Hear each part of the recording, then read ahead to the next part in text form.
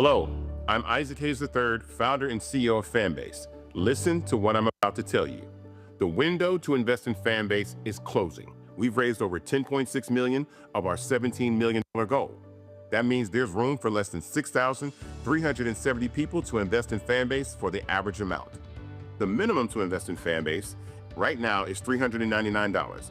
That makes you an owner in Fanbase today. Go to startengine.com/fanbase to invest. Why? Because current social apps have taken advantage of users for far too long, with content suppression, shadow banning, harmful racist content, and no real tools for monetization and equity. Fanbase has over 1.4 million users and counting, allowing anyone to reach all their following and monetize their content from day one. Social media is the new TV, and whoever owns the apps that distribute that content have the opportunity to own potential billion-dollar companies. While big platforms with uncertain futures are failing to serve their users, Fanbase is stepping up to fill the gap. Don't wait until it's too late. Invest now, invest for yourself and your future. Go to startengine.com/fanbase and own the next generation of social media.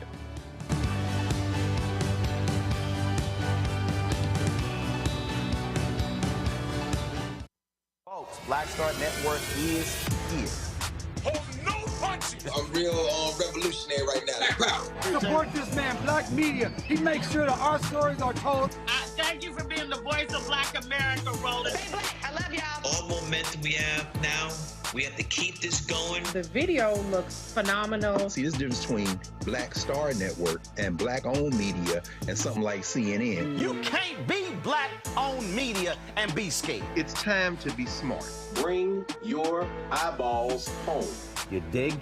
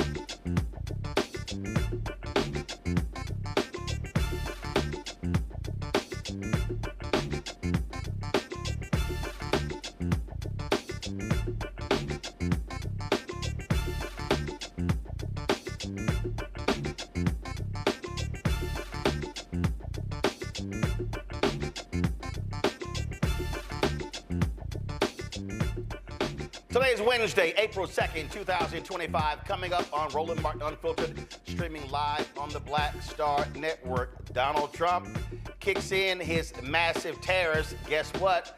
Stock market is falling through the floor. Also, massive layoffs are happening all over the federal government, including every single worker who's responsible in the Department of Health and Human Services for helping low-income people pay their bills. And I told you these people were in no ways pro-life at all. How many times I'm going to tell you? Democrats experienced big victories on Tuesday nights. Republicans won congressional races in Florida. And guess what? What happened to all of those stories about how bad Democrats are doing? There you go. Elon Musk, why did he spend all that money in Wisconsin? Well, he says that he wanted to stop the Democrats from gerrymandering.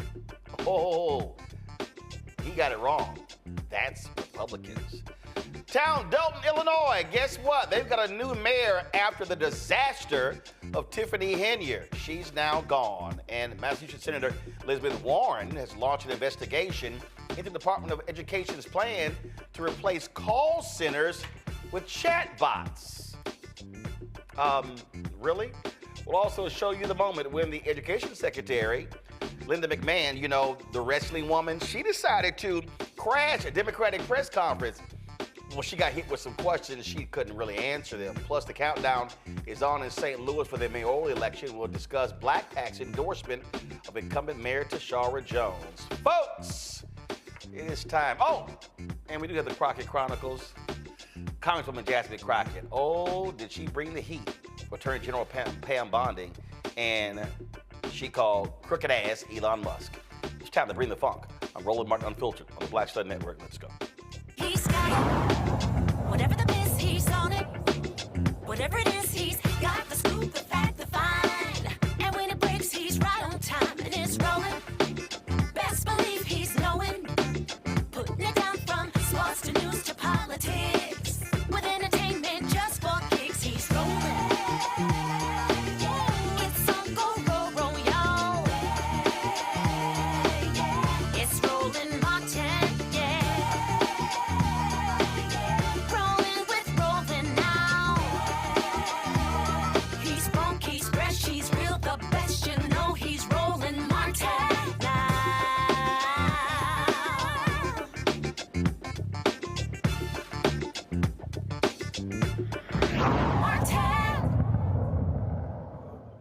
Folks, huge election last night. Big wins for Democrats in Wisconsin. Sarah Crawford beat back Brad Schimmel, the former Republican Attorney General. Elon Musk dropped some $20 million trying to get Schimmel on the Supreme Court. She dog-walked his ass in the election last night. Not only that, Democrats did well all across the state. They flipped several positions. They flipped the mayor's office. Also in Aurora, Illinois, you had an African-American who was elected mayor of a city in Wisconsin. Democrats also won multiple other positions in Wisconsin. Republicans won the 2 congressional seats in Florida, but they only won by 15 points in districts Donald Trump carried by 30 points. Folks, so all of these stories, how the Democratic brand is so toxic and dead, that's interesting because they seem to be winning these special elections. So what the hell is going on? They win a Republican seat in Iowa, a state seat. They win a state seat in Pennsylvania, a district Trump won by 30 points. And so I keep telling y'all why a lot of these polls are absolutely BS, absolutely BS. Again, a huge night last night for Democrats. And what you saw is you saw people who were turning out in huge numbers. The folks at votesmag.org, they really do a great job covering a lot of these local elections, these elections of states' attorneys, DAs, things along those lines. And one of the things that they laid out is that they also were watching a race in Alaska as well. Okay, but this is not the only thing that's going on. What we are seeing, folks, we are seeing a number of elections. Now, remember, Vice President Kamala Harris, she lost November 5th. 3 days later, people were telling me, they were like, hey, damn, Doc, you moved on. I said, no, I'm focused on the next thing. So what were we telling y'all on this show? We were telling y'all, focus on Louisiana amendments. What happened on Saturday? All 4 went down, got crushed, 65-35. One lost, 66-34. What did we tell y'all? Focus on the special elections in Florida. And guess what happened? Again, even though those were ruby red districts, Democrats actually ran credible candidates who raised lots of money. They knocked on doors. They actually organized and mobilized. When you cut somebody in half, again, Trump won it by 30 points and the Republicans win by 15, there's a problem here. Then you start talking about what I tell y'all. Stop talking about 2028. Stop talking about 2026. Focus on 2025. What's happening next Tuesday, St. Louis? Mayoral race in St. Louis. Go to my iPad, Anthony. This is right here what Bolt's Bag has. Also on the menu in April, there's several mayoral contests in places like Jackson, Mississippi, St. Louis. Also, you have Barbara Lee running for mayor in Oakland as well. So you got 20 different elections. You got elections taking place. Oh, last night, that was a Democrat who flipped to Republican in Nebraska. That Democrat flipped to a Republican, ran for mayor of Omaha. His ass lost last night. So that's happening there as well. And so go back. You see right here, you've got St. Louis and San Diego, elections on April 8th, Oakland, April 15th, legislative races in Mississippi on April 15th, Connecticut on April 22nd. All of this matters, folks, because what am I always saying? We must not be so focused on the loss. Bottom line is Vice President Kamala Harris lost. Now, how do you rebuild? How do you get people focused on what's right in front of them? That is what's most important. And all too often, folk don't do that. They're so caught up in emotion. And you know, I had somebody, y'all gonna love this here. You know what says, I'm gonna go ahead and do it, you know, because I'm petty like that. You know, I get a kick out of people who complain about certain things. And so there was somebody who got upset at me, y'all. Because remember last night I was telling y'all, and how many times have I also said on this show that I don't want to hear this stuff about, oh my God, we tired, we sitting out. All these people who are saying, oh, there's going to be this indivisible massive protest happening on Saturday. And you know what, black people, we should just sit this out and go line dancing. And I keep saying, no, hell no. I'm like, we got to be engaged. We got to be focused. We have to be locked and loaded in terms of what's going on. And so I got this on Blue Sky today. There's this sister, I think she's a professor at a college. Her name is Cheryl Neely. And here's the deal. When you send me tweets and stuff publicly, it's public. So this is what she sent me. She said, you really need to stop criticizing black people for refusing to show for protest. It disturbs me deeply that you, of all people, don't understand that standing back is to prevent Trump's justification for martial law and use of force. He will not attack whites. He's waiting for us. Okay, so that's what was sent out. And so, you know, my response was, you really need to stop trying to tell me what to say on my show. I mean, bottom line is, I'm gonna say what the hell I want to say on my show. I'm gonna say what I think needs to be said. And then so she then said, I used to watch your show and was a subscriber. Your arrogance and rudeness is why I will no longer. I was talking about you, not your guest. Well, not a problem, Cheryl. Y'all, I responded, and that is your right. In the last month, Roland Martin Unfiltered, subscribers are up 100,000 and donations are up 200%. We'll be just fine doing what has made us so successful. We appreciate your feedback. And I posted a photo of me smiling. Now, why did I respond that way? And let me be perfectly clear. If any of y'all have a problem with what I have to say, you actually don't have to watch. And I'm fine with that. Nobody is forced to watch this show. Nobody is forced to give. Nobody is forced to comment. But the reason I have taken that position, the reason why I have said repeatedly, this is not a moment, let me say it again, this is not a moment where we rest, because there were people who came before us who were also disappointed. Last night, I showed you the images on the night of April 4th, 1968, where the lieutenants of Dr. King were sitting there on the beds in the Lorraine Motel. They were sitting on the bed that Dr. King last slept in. Robert Abernathy was across from him. King had just been assassinated, had just been murdered before their very eyes. They were in shock, but they were planning what to do next in Memphis. See, this is not a moment where we can check out. Oh, let me be real clear. I understand rest and relaxation. Harry Belafonte talked about it in his book, where he sent John Lewis and Fannie Lou Hamer and some other civil rights workers on a trip to Africa so they can have a vacation. Absolutely, that's important. We need our freedom fighters to have rest, to revitalize. But what I need us to understand, that in this moment, when you have a thug 2 blocks from here, sitting in the Oval Office, creating mayhem, how do you fight back? You do not fight back by not showing up. You do not fight back by not being part of the process.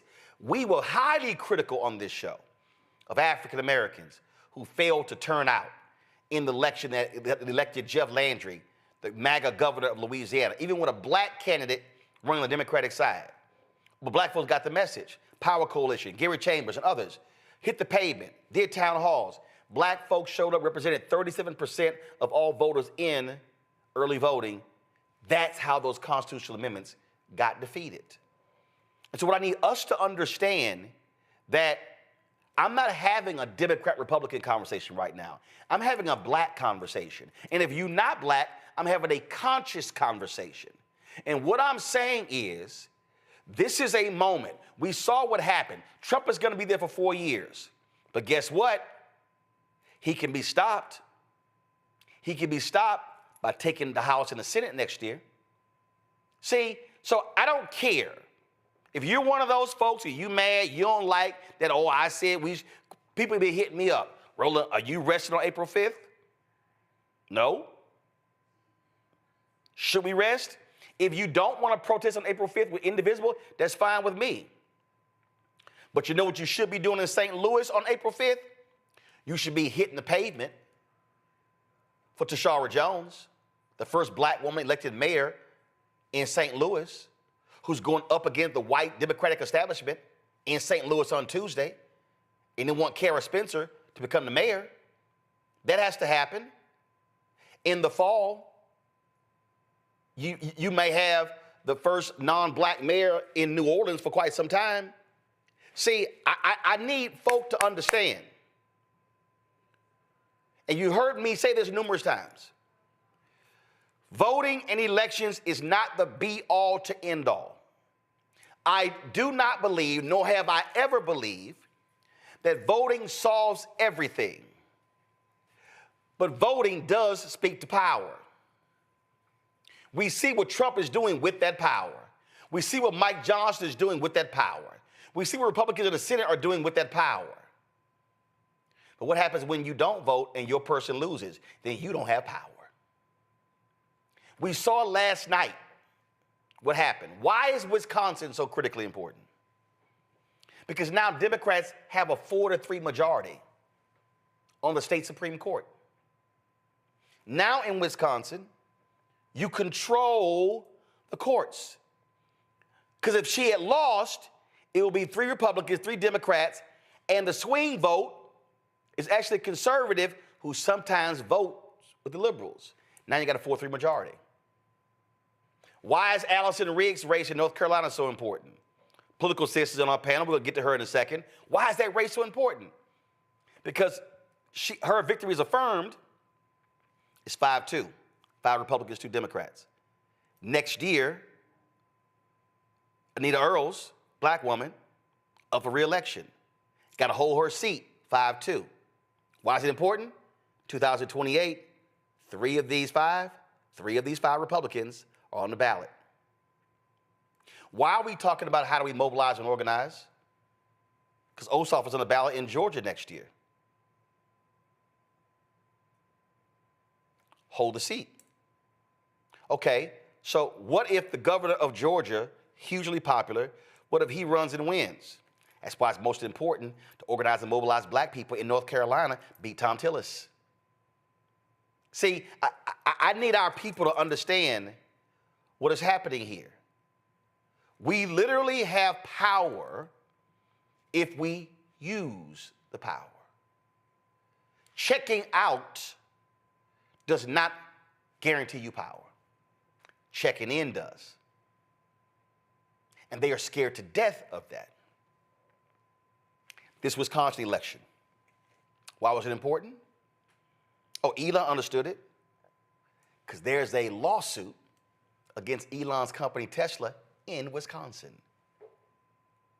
He needed Republicans to win. But he went on Fox News and he talked about why he was spending so much money. Listen to what he said. A small thing, and it's happening ironically, of course, on April Fool's Day. This is not an April Fool's joke. This is very real. So a judge race election in Wisconsin will just Democrats can gerrymander Wisconsin in order to remove 2 House seats from Republican to Democrat. Because of the razor-thin margins in the House, that would mean potentially a flip of the House from Republican to Democrat. That means at the next election, roughly less than 2 years from now, the House will then immediately take action to stop the president's agenda. And it's always worth reminding people the president was elected with a majority of the people of America, a meaningful majority of the popular vote. So all the president is trying to do is implement the will of the people. And they're trying to stop the will of the people through judicial trickery. And in fact, in general, there is a huge problem with activists that are actually politicians in judges' robes. And that needs to stop. It's undermining the integrity, the reality, and the perception of the integrity of the legal system of the United States. And these fake judges should be ashamed of themselves. They're just pretending to be judges, but they are not. They're making the law instead of implementing the law.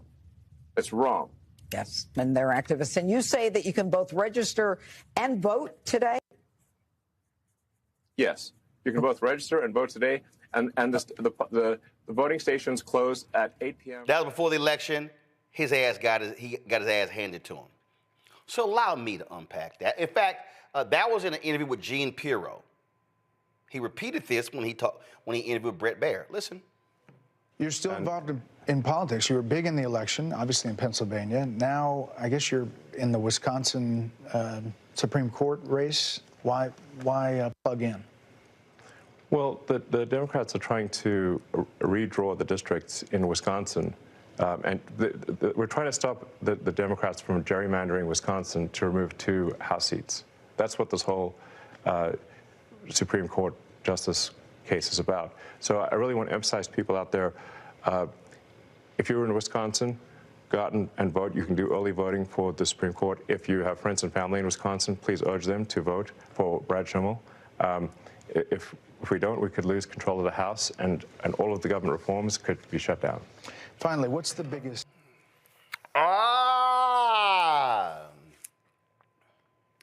Elon Musk is a lying son of a bitch. The Democrats are trying to gerrymander Wisconsin. Really? Anthony, go to my iPad.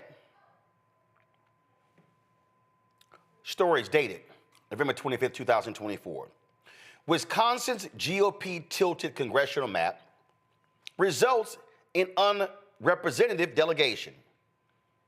Headline: the state's legislative maps signed by Governor Tony Evers in February closely reflected the will of the voters, but Republicans won 75% of the state's U.S. House seats.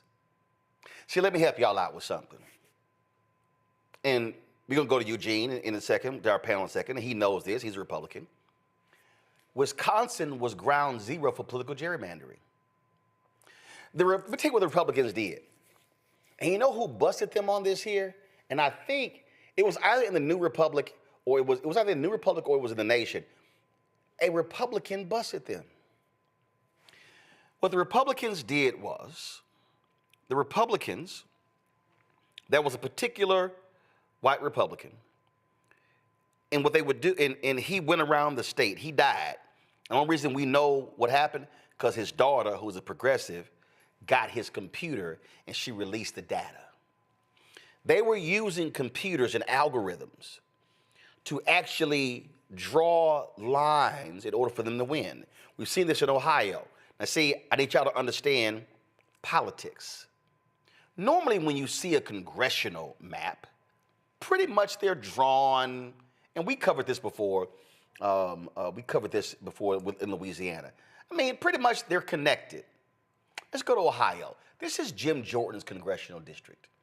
I want to show y'all what it looks like. Come on, pull a graphic up, guys. Y'all see this? Y'all see how this is drawn? This district is drawn like a snake in order to connect Republican voters and to freeze out likely Democratic voters to guarantee Jim Jordan is elected.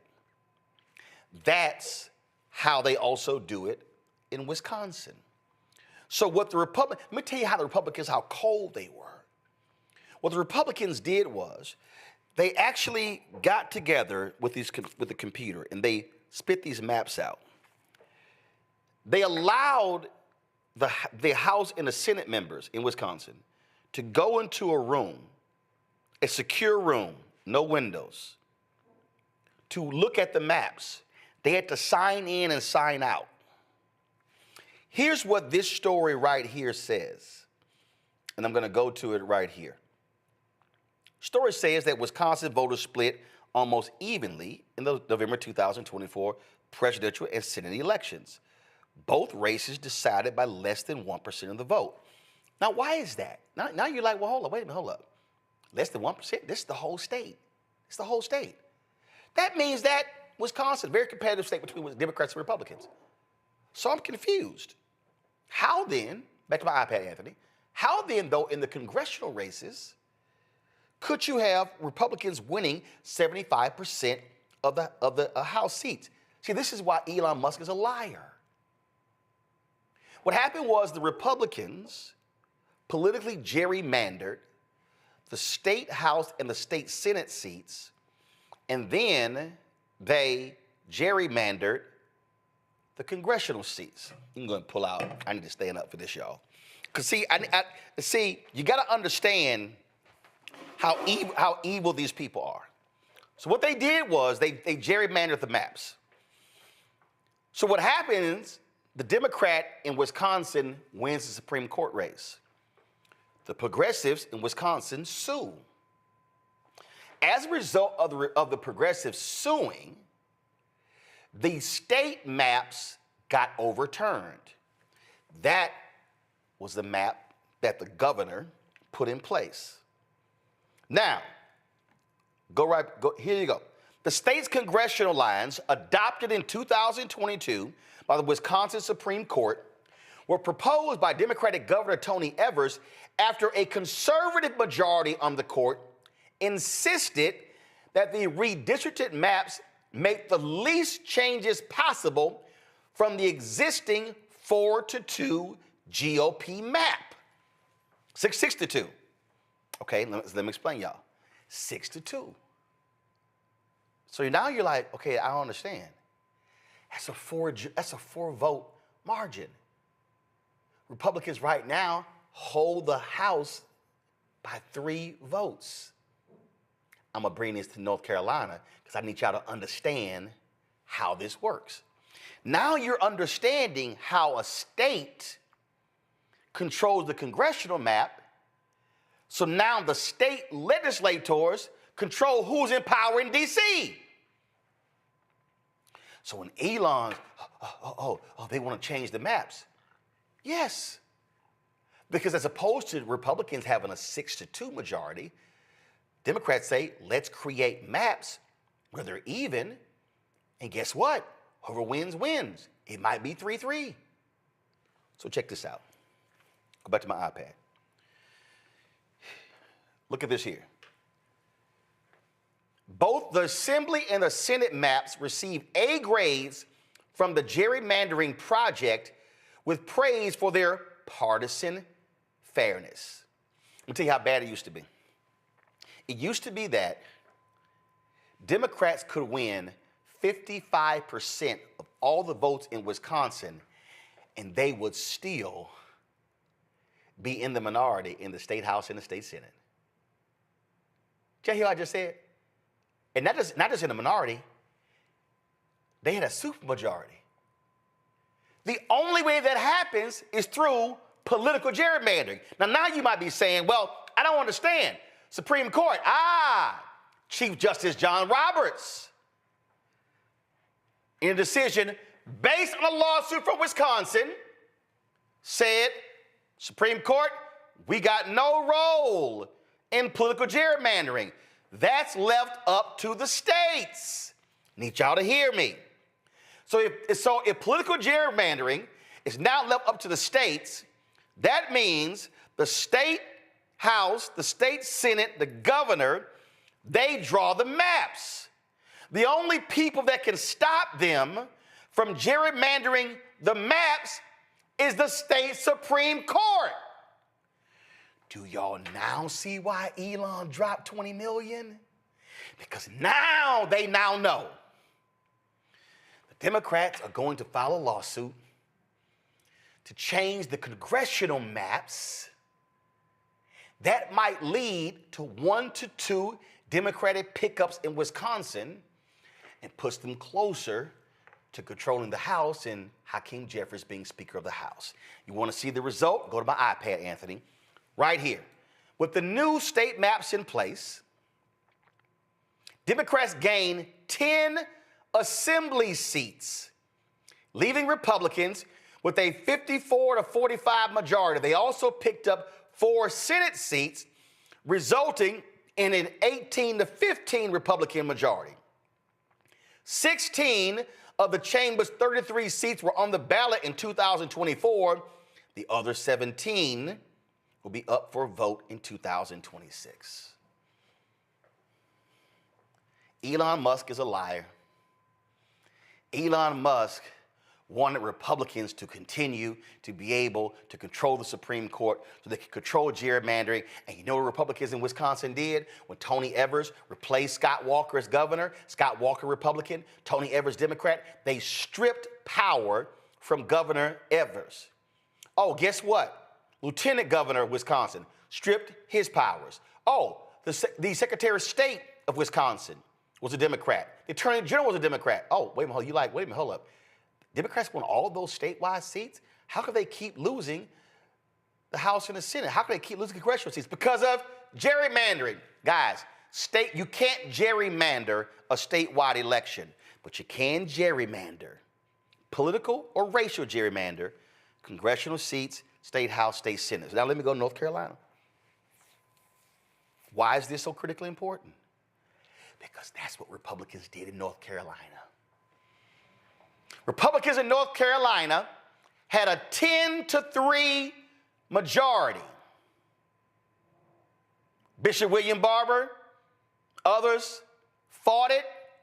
Democrats got control of the governor's mansion, but more importantly, they got control of the state Supreme Court. That's when Sherry Beasley was Chief Justice. Democrats control it. They rule against racial gerrymandering, and guess what happened? In North Carolina, it went from a 10-3 Democrat-Republican majority to 7-7. Do the math, y'all. That's 4 seats. Guess what? Sherry Beasley ran for Chief. She was appointed Chief Justice. The white Republican got mad because he thought he was in line. Election time, Beasley runs statewide. The Republican beats her. Had she won, Democrats could have had a 6-1 majority in the state Supreme Court. I'm gonna make it even worse for a political system. Knows this. We're gonna go to her in a second. The Republicans were so pissed off, they tried to take, y'all, the Supreme Court is the highest court in the state. They tried to take the power for the state Supreme Court and give it to a lower court because Republicans control the lower court. How you gonna take the power of the highest court in the state and give it to the one underneath them? That's like saying, CEO, we're gonna take your power and we're gonna give it to somebody who's underneath you. Guess what? When Beasley lost, Democrats had a 4-3 majority. The next election, it flipped, 4-3 Republican. The next election, 5-2. So guess what happened? The Republicans politically gerrymandered the districts in North Carolina. Supreme Court couldn't stop them. The Republican Supreme Court allowed it to happen, and that's why it's now 10-3 in North Carolina. Boom, right here. Anatomy of a North Carolina gerrymander. A new congressional map takes the Tar Heel state from having one of the fairest maps in the country to its most biased, and voters of color are among the big victims. This is a piece from the Brennan Center. This is October 2023. What does it say? When states redrew congressional maps after the 2020 census, North Carolina was one of the nation's big success stories. That's not because lawmakers drew fair maps. They drew what would have been one of the most extreme gerrymanders in the country. Rather, North Carolina was a success because a majority of the North Carolina Supreme Court, relying on state law, ruled that drawing maps to entrench the party in charge violated the state constitution. As a result, the maps changed.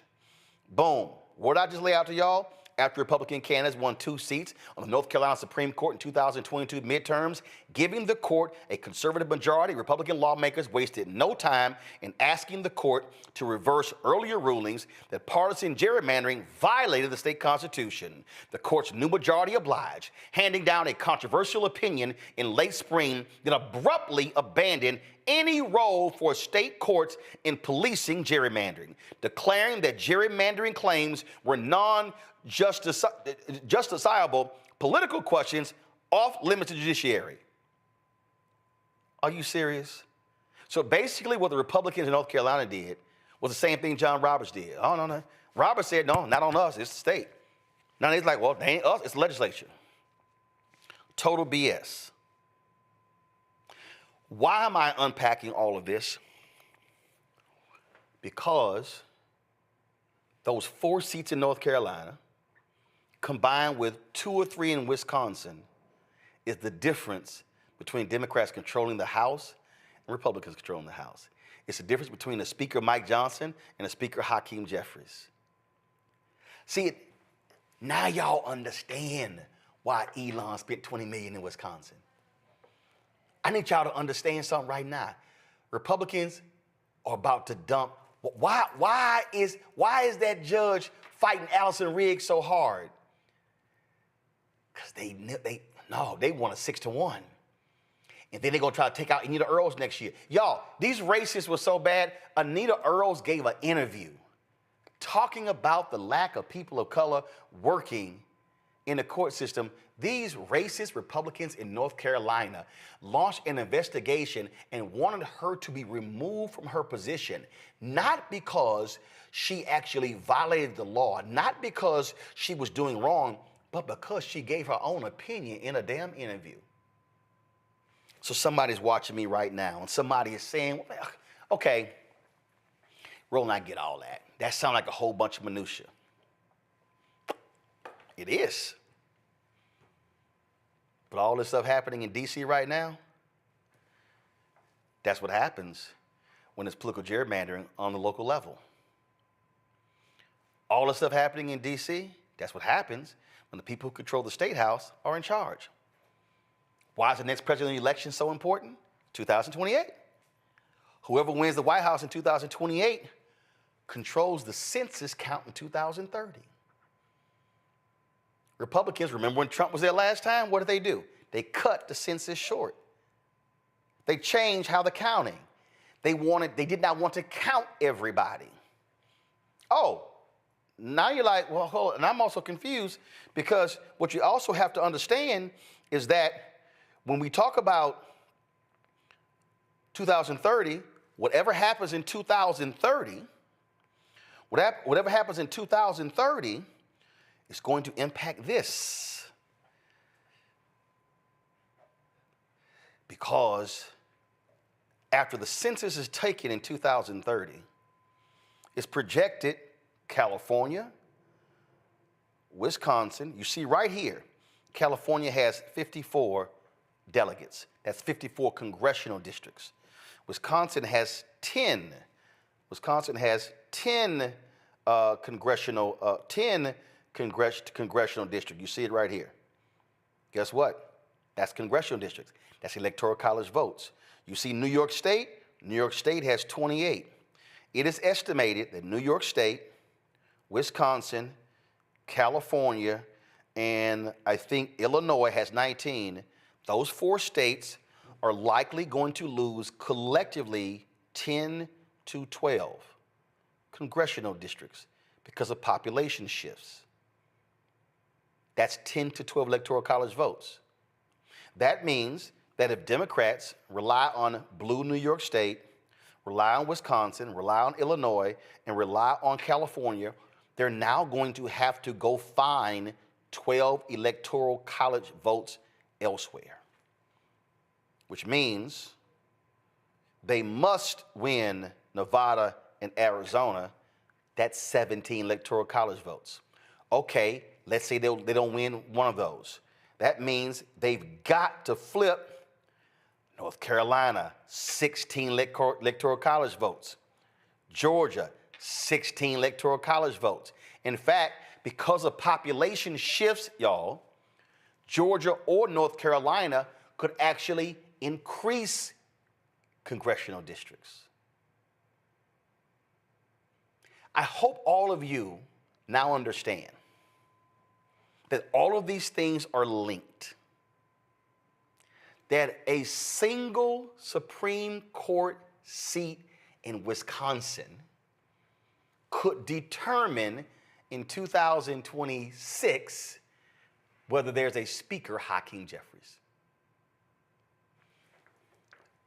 A Supreme Court flipping from red to blue in North Carolina could also change as well. Now, this is why I talk about you have to connect the dots. You have to connect the dots. This is why when that sister was like, you telling people, this is why we can't sit out. This is why we can't stay at home. This is why we can't check out, because they are relying on us not showing up. They are relying on us being so despondent, so sad, so depressed that we check out. Elon Musk said in that interview, Donald Trump got a majority of American votes. That is a lie. He did not even get 51% because some 90 million Americans did not vote. He did not get a majority of the American voters. And so people need to understand that he won with fewer votes than he should have. 6 million people who supported Biden didn't show up for Harris in 2024. What we are witnessing with the cuts and everything, this is the result of checking out. This is the result of trying to find the perfect candidate. This is the result of, well, I disagree with them on this one thing, so I'm not going to vote. This is the result. Somebody said, well, you know what? I don't think our vote matters, so I'm not going to vote. Like that 39-year-old black female teacher's aide in Milwaukee, the New York Times talked to. Folks, here we are talking about massive tariffs being instituted. Here we are. I got a phone call today from a federal worker. Hey, told my job is one of the ones they targeting. Should I take this buyout or risk it?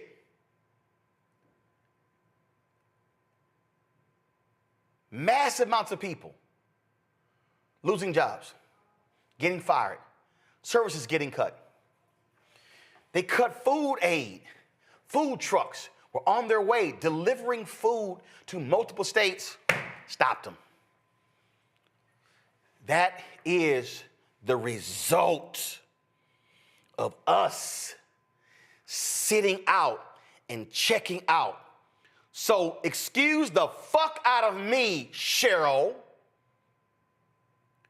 if I tell people absolutely do not check out. Scientists are being fired from the CDC. Scientists are being fired from the Health and Human Services. People that protect our water, our food supply, are getting fired to give oligarchs and billionaires more tax cuts. And you want to trip because you don't like me saying people shouldn't be checking out? There ain't a black person in America who can afford to sit on the sideline. Oh, I know we got some folk with money. I know Adam Pac-Man Jones is MAGA. I know the other fool, AB. I know Le'Veon Bell, these other little people, these other little folk running around. No, y'all. This is not the moment. This is not the moment. And see, I don't want to hear no FBA, no ADOS. I had somebody sit here and say, well, Cory Booker wasted all his breath yesterday. He should have talked about reparations for 24 hours. See, here's how that's even stupid.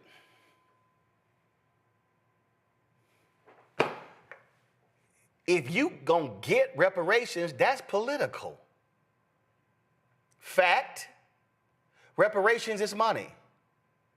The Constitution states any bill that has a monetary value that starts in the United States House.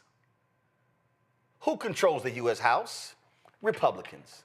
Name me one Republican in the House that supports reparations. Name me one in the United States Senate that supports reparations for black people. So explain to me again how withholding your vote is going to get you reparations when the very people that's going to vote on reparations are the people who are elected. See how dumb that shit sounds? This is what happens when we allow Simple Simons to hop on YouTube and hop on social media and feed us with massive amounts of misinformation and disinformation, saying dumbass shit constantly. And we go to the barbershop and the beauty salon and we repeat that sort of stuff. And people go, yeah, they ain't gonna do nothing because I got money. Trump gonna put 5,000. Y'all remember they floated that? Oh, Doge is gonna give every American 5,000. Where is it? When the check you got from Biden-Harris was actually bigger than the check you got from Trump. See, this is the silly stuff I'm talking about. Y'all, we ain't got time for games. So if you come at me complaining about what I have to say, I don't care if you don't listen.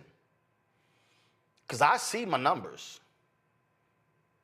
And they bigger today than they were 6 months ago. So it sounds to me like a bunch of folk are indeed listening.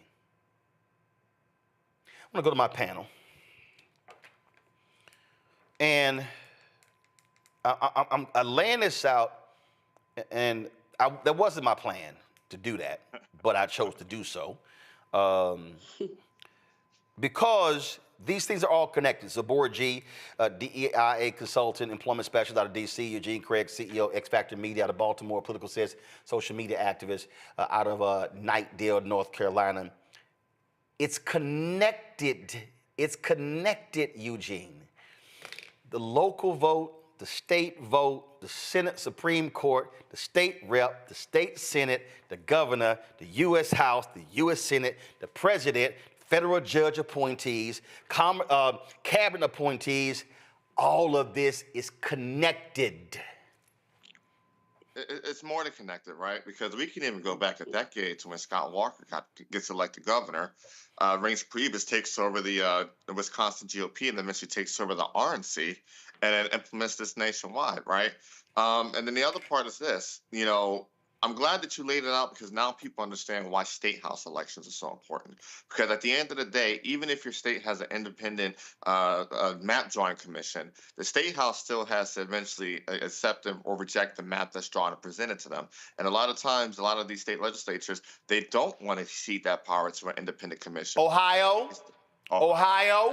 Florida's another one, Georgia, where they can, hey, we can still draw our own maps, and then we can draw our congressional maps at the same token. So I'm glad, I'm glad you laid it out. It's a lot happening in real time. I feel like every time we're here together, Roland, especially in the regular Douglas show, that the stock market's in free fall. And Trump did some wild, crazy shit, today with the tariffs and whatnot. But guess what? We don't get to a point where Trump can implement tariffs if people did their job in 2024, right?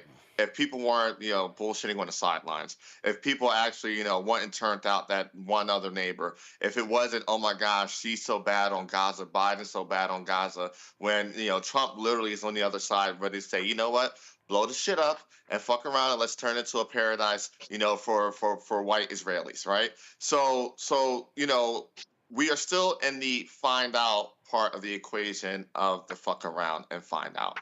But it all does go back to how maps are drawn, who has control of power, and who has control to exercise that power. At the end of the day, the judicial route is one of the cures, but we can prevent so we don't ever have to actually go that route. Yeah, but the point is, Zabor, you can't ignore judicial races. I love when these fools, let me go ahead. I got some little dumbass, Leon something, like Roland Martin is a paid Democratic shield. No, fool. I'm here talking about black folk. I'm talking about how we get stuff happen. And so I don't really give a damn what you think, because here's what I do know. The Republicans are showing me right now, they don't give a damn about black people. Look, we've covered the story.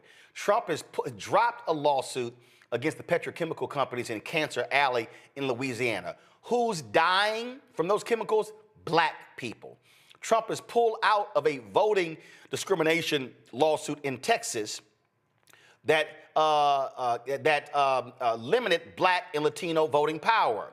Trump pulled out of 2 discrimination lawsuits in Texas as well, one dealing with housing. So silly, simple Simon ass Leon. Here's what I can show you, Leon 215. I can show you numerous examples how Donald Trump and MAGA are specifically targeting black people, and you ain't saying a damn thing. Zabora, go ahead. I mean, these local elections, these special elections are just national issues in disguise. Like at the end of the day, our healthcare is under attack, education is under attack, DEI is under attack.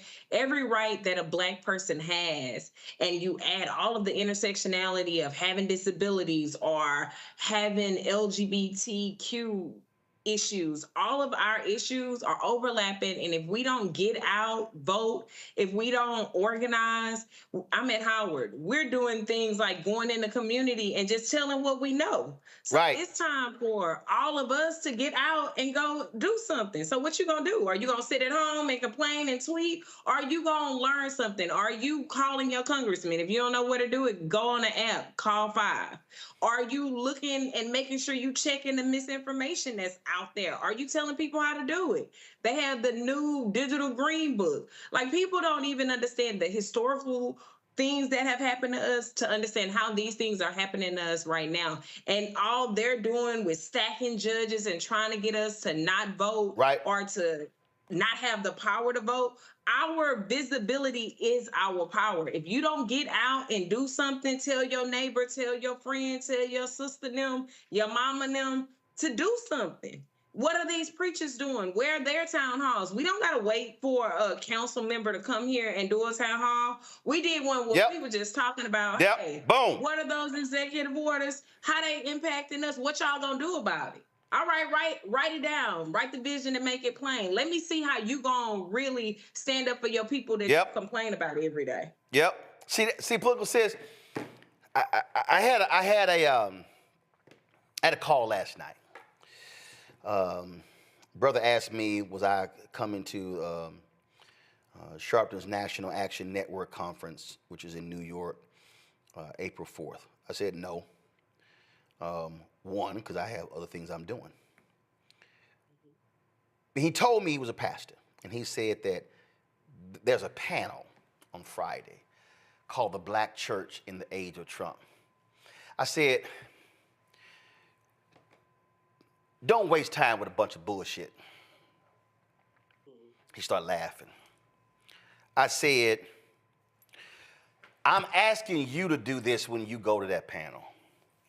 I said, the only thing that y'all should be discussing at that panel on Friday is NAN creating a Black church organizing committee in North Carolina to begin right now identifying how many Black folks are registered, who's not registered, and beginning a massive education, information, enlightenment campaign, but for the next 7 months, and then preparing for the primaries and taking Tillis out.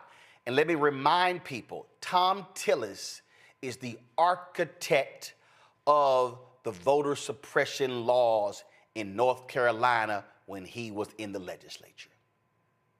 I said, and y'all should be creating a NAN organizing committee in Georgia.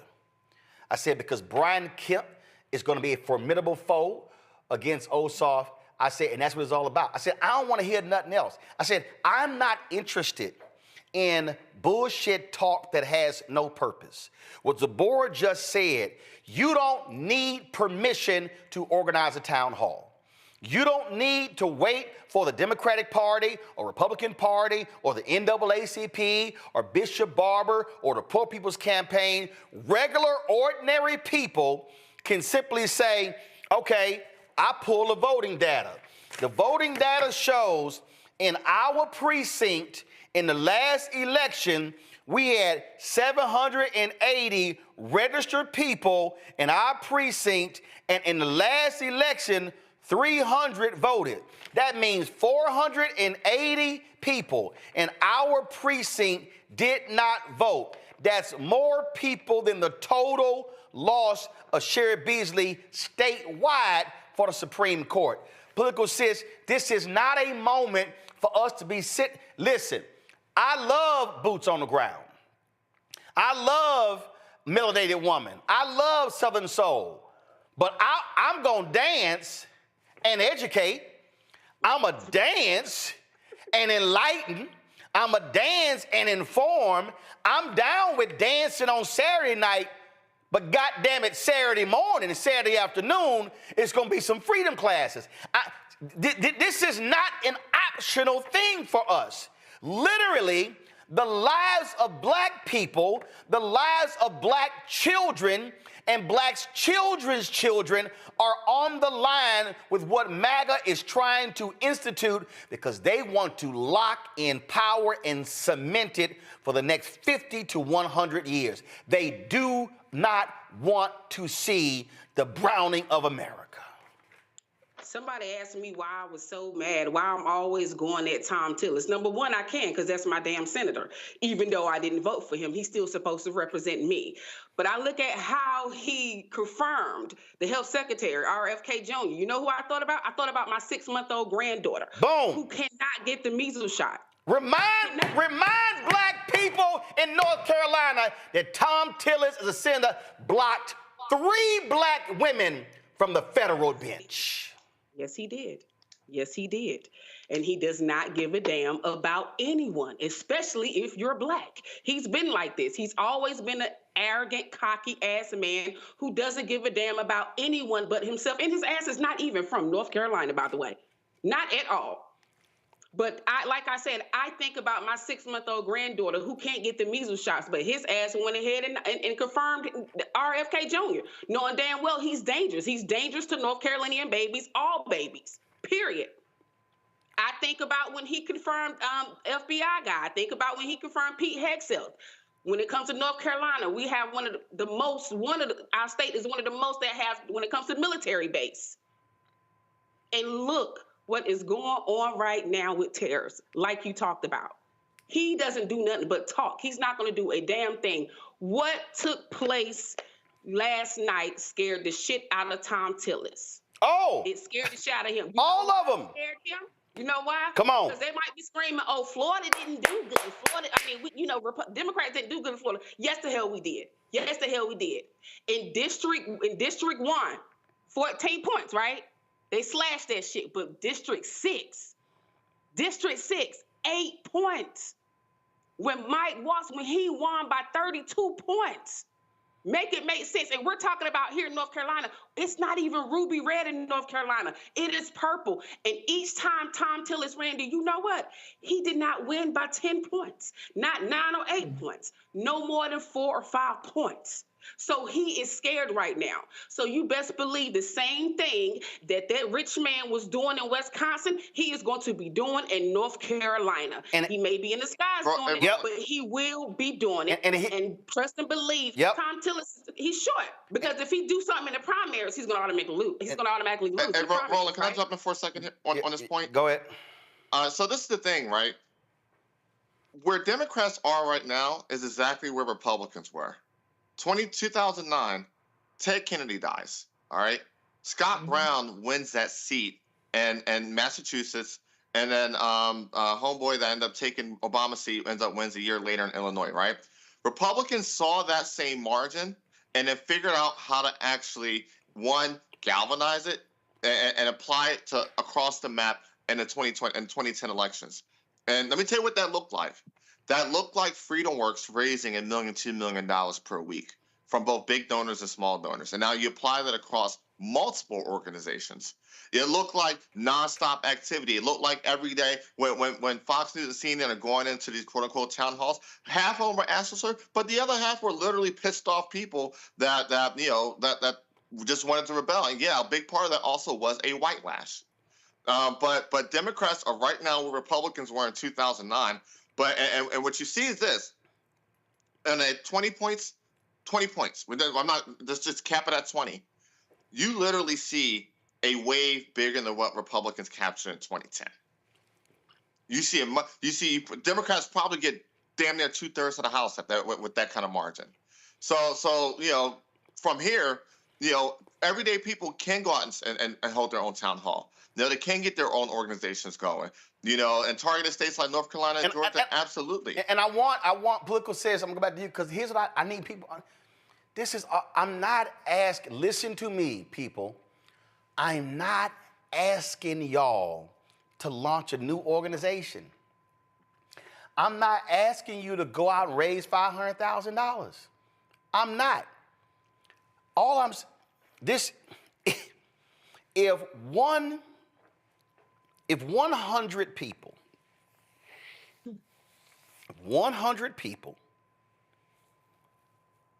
say, I'm gonna touch 25.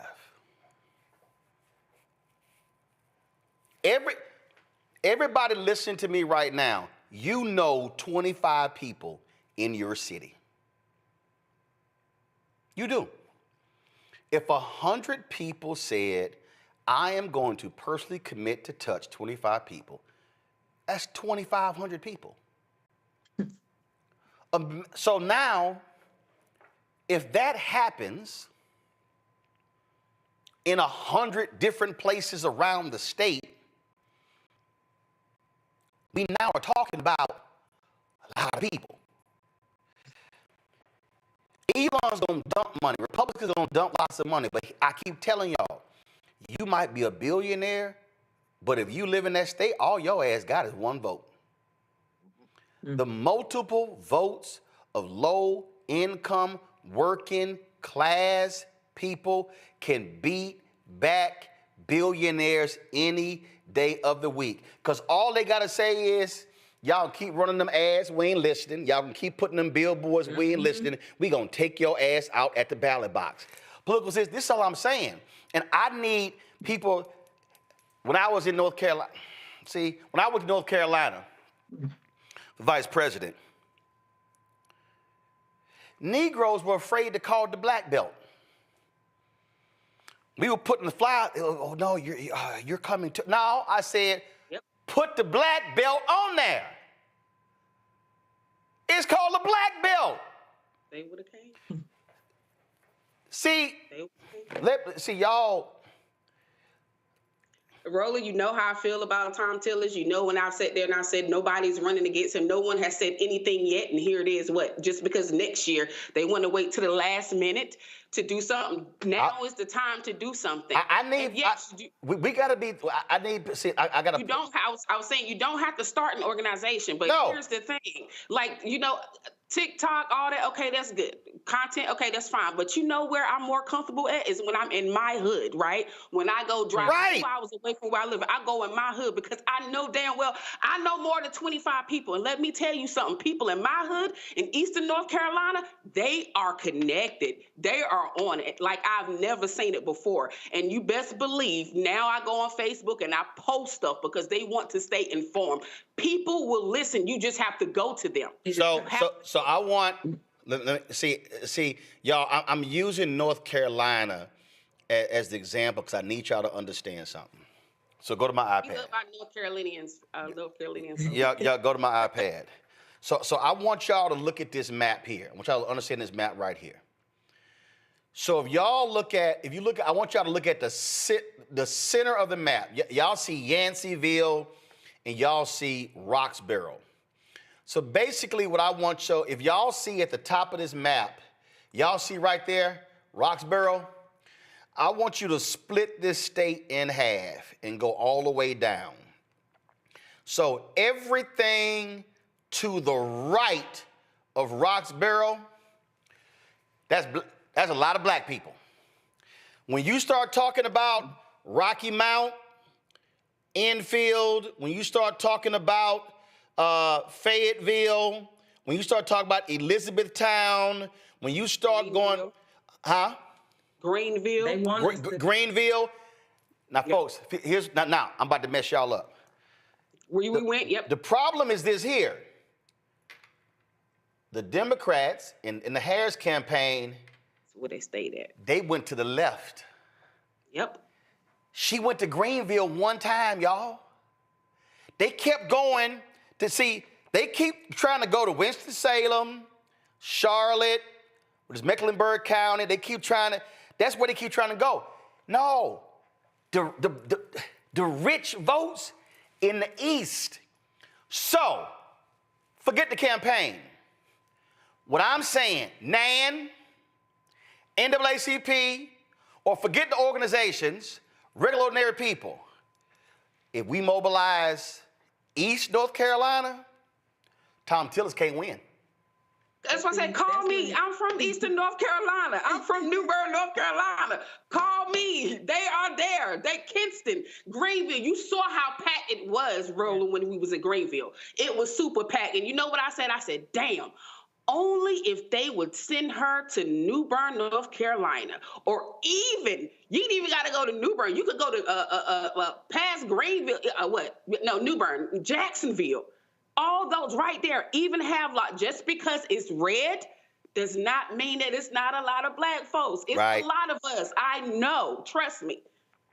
But so, they call us minority voters, but we really hold the majority if we use our power.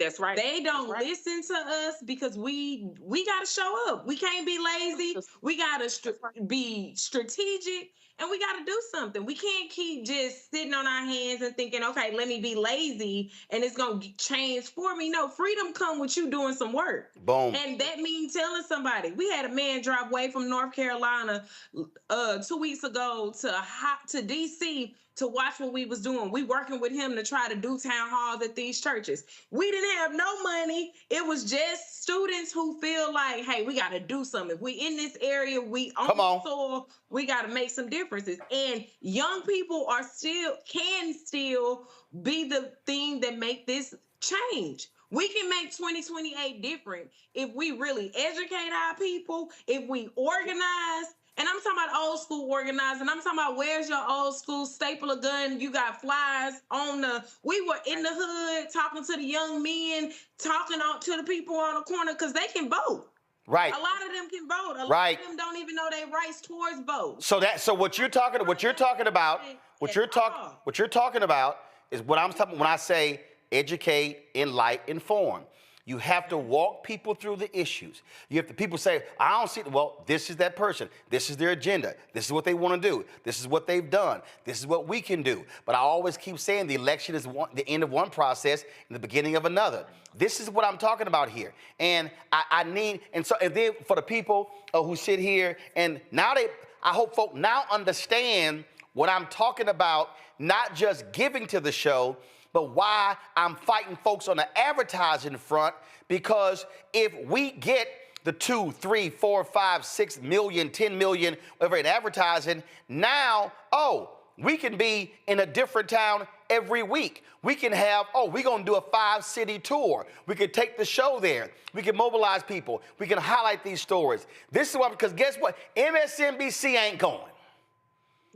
CNN not going. They are not going. So I'm saying to black people, damn waiting and hoping and begging for them to show up.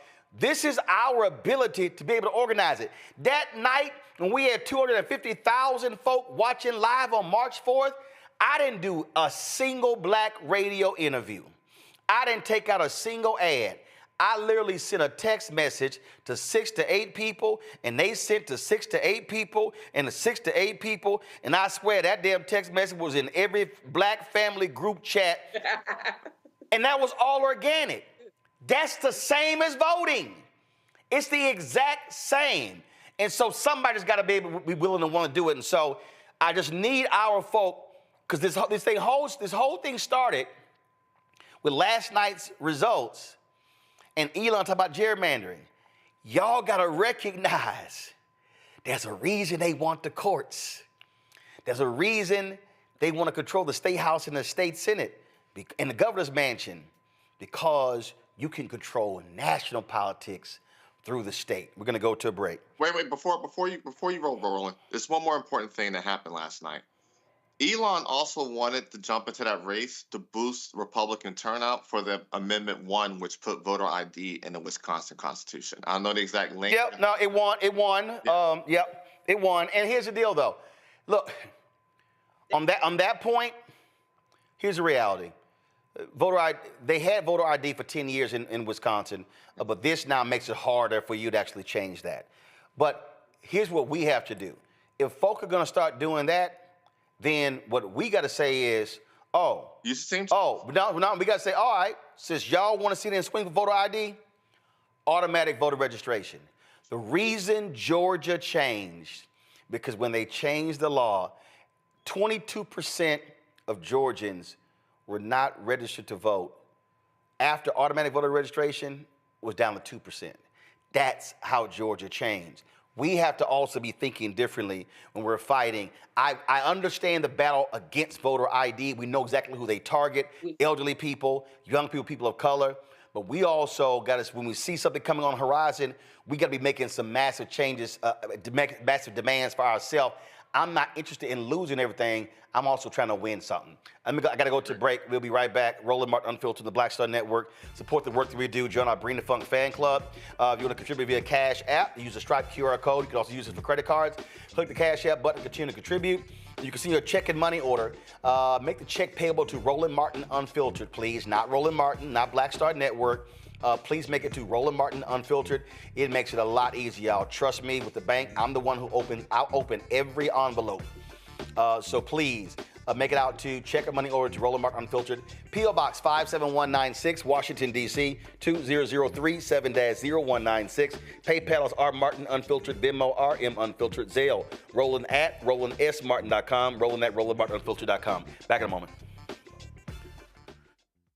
We begin tonight with the people who are really running the country right now. Now, Trump is often wrong and misleading about a lot of things, but especially about history. Donald Trump falling in line with President Elon Musk. In the wake of the unsettling news that MSNBC has canceled Joy Ann Reid's primetime show, The Readout, Roland Martin and the Black Star Network would like to extend an invitation to all of the fans of Joy Ann Reid's MSNBC show to join us every night to watch Roland Martin Unfiltered, streaming on the Black Star Network for news, discussion of the issues that matter to you, and the latest updates on the twice impeached, criminally convicted felon-in-chief Donald Trump and his unprecedented assault on democracy, as well as co-president Elon Musk's takeover of the federal government. The Black Star Network stands with Joy Ann Reid and all folks who understand the power of Black voices in media. We must come together and never forget that information is power.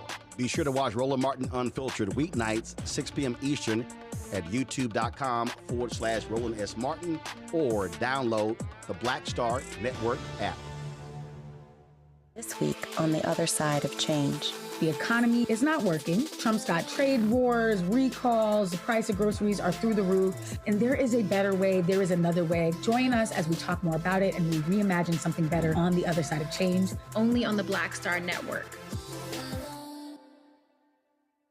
Next on the Black Table with me, Greg Carr. Brown versus the Board of Education.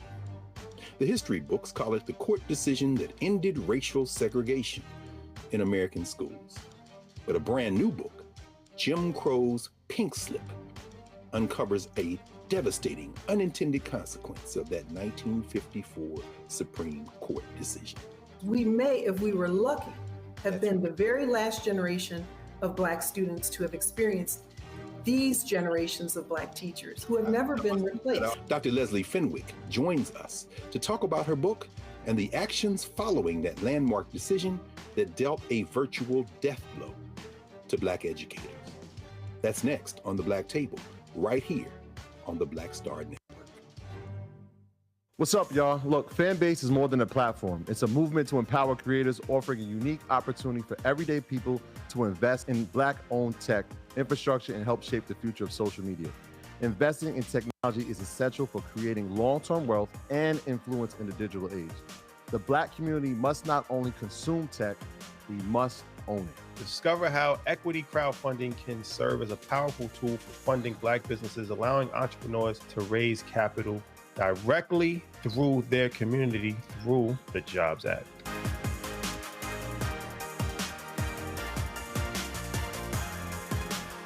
Bruce Smith, creator and executive producer of the Proud Family, Louder and Prouder, and you're watching Roland Martin Unfiltered.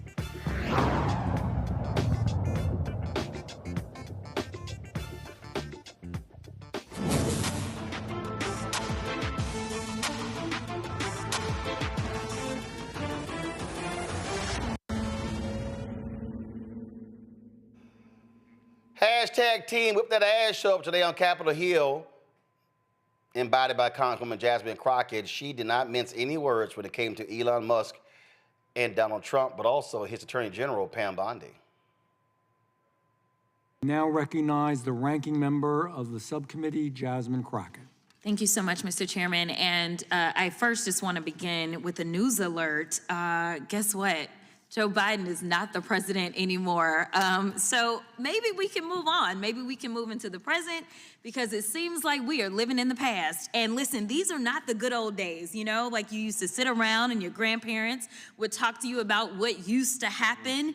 What we need to be talking about is how we are going to legislate, because I think that some of my colleagues have confused what our jobs are. And I get that we're sitting in judiciary. And so it may seem as if we are here to be litigators, but we are here to be legislators, which means that we are supposed to be writing laws, not trying to have our own trials and determine whether or not something is true or not, or whatever the case is, or who should be sued, who shouldn't be sued.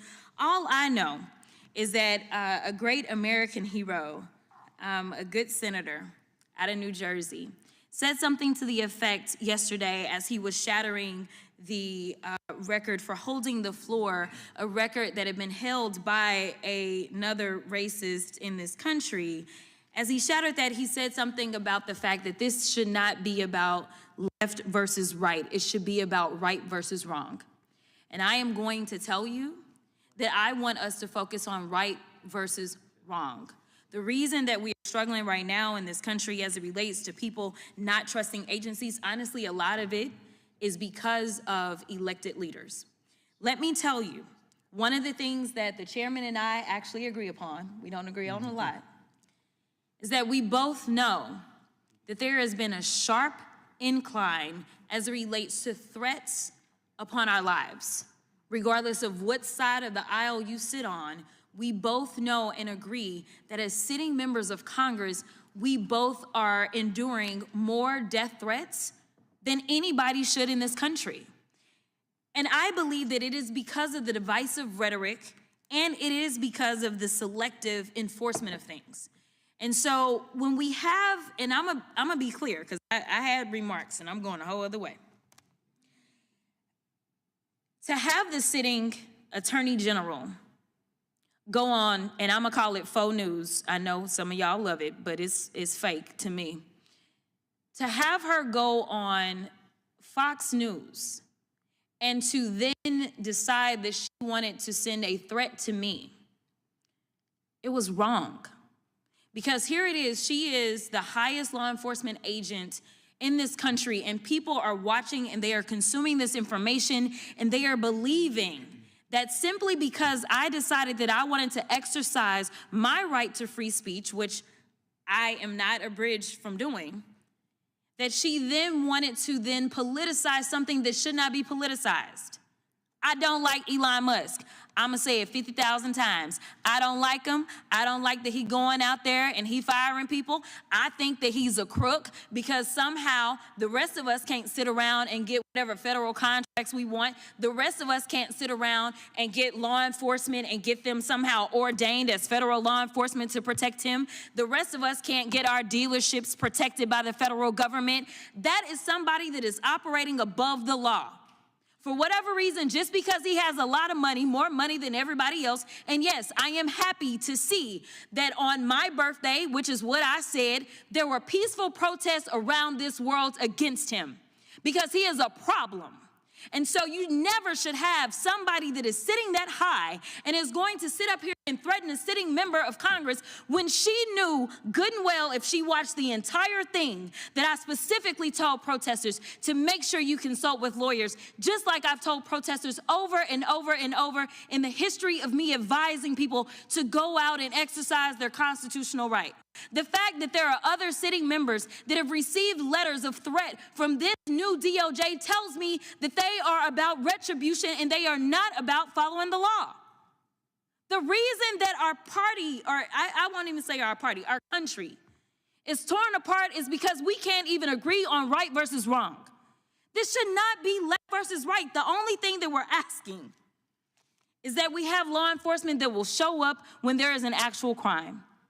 If somebody calls and says, hey, I need you to investigate this cybercrime, or I need you to investigate this child pornography, or I need you to investigate this robbery, then we want somebody to show up, and we don't want them to look at us and act as if just because I'm black or because I'm woman, that I am not worthy of having that case investigated, because we have an administration that is continuously railing against diversity, equity, and inclusion, or we don't need people that show up that feel like diversity should not be valued. That is why we should have somebody that may show up and looks like me. The final thing that I'll say, because you've been gracious, is this. When I first became a public defender, I had no criminal defense experience. And I walked in and I told my boss, Charlie, I said, listen, you should hire me. He said, why? I said, because I'm black. Charlie looked at me like I was crazy. And I said, let me tell you something. When I walk in, I'm gonna walk in with a level of rapport and understanding that maybe some of my other colleagues will not. Charlie offered me my job, and I worked my butt off, and I worked really, really hard for all of my clients, not just those that look like me, and that is what it looks like to serve. Thank you. Oh, I love it when all those folks just real silent, ain't got nothing to say. When Congresswoman Crockett just drops the mic. It's as simple as that. And yeah, she should have checked Pam Bondi, because that child, she spends more time on Fox News she does at the Department of Justice. But that goes to show you, Donald Trump, he's not actually trying to run the country. He wants to run a TV show. That's all this is. That's why Kristi Noem keeps playing dress up and going on all with the Department of Homeland Security, because once she discovered they have all those outfits, she thinks she's on a television show. These people have no business being in power. Unfortunately, they are, because a lot of folk stayed at home and complained and said Kamala wasn't good enough. What y'all saying right now? We're going to go to a break. Same thing happened in St. Louis. The question is, are we going to stay at home and not support Tishaura Jones for re-election as the mayor of St. Louis? We'll talk to leader of Black PAC next, right here on Roland Martin Unfiltered on the Black Star Network. Next on the Black Table with me, Greg Carr. Brown versus the Board of Education. The history books call it the court decision that ended racial segregation in American schools. But a brand new book, Jim Crow's Pink Slip, uncovers a devastating unintended consequence of that 1954 Supreme Court decision. We may, if we were lucky, have been the very last generation of Black students to have experienced these generations of Black teachers who have never been replaced. Dr. Leslie Fenwick joins us to talk about her book and the actions following that landmark decision that dealt a virtual death blow to Black educators. That's next on the Black Table, right here on the Black Star Network. This is Tamala Mann. And this is David Mann. And you're watching Roland Martin Unfiltered.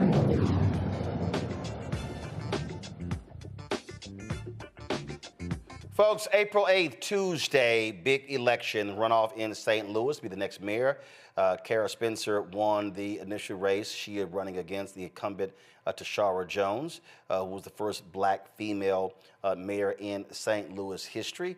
And of course, we were there with a town hall 4 years ago when she was running. It is going to be a tough race. A lot of money is being poured into the campaign coffers of Kara Spencer. Democrats in the city, they also are backing her over the incumbent mayor. But Jones is getting support from a lot of different places. Joining us right now is Tracy Blackman.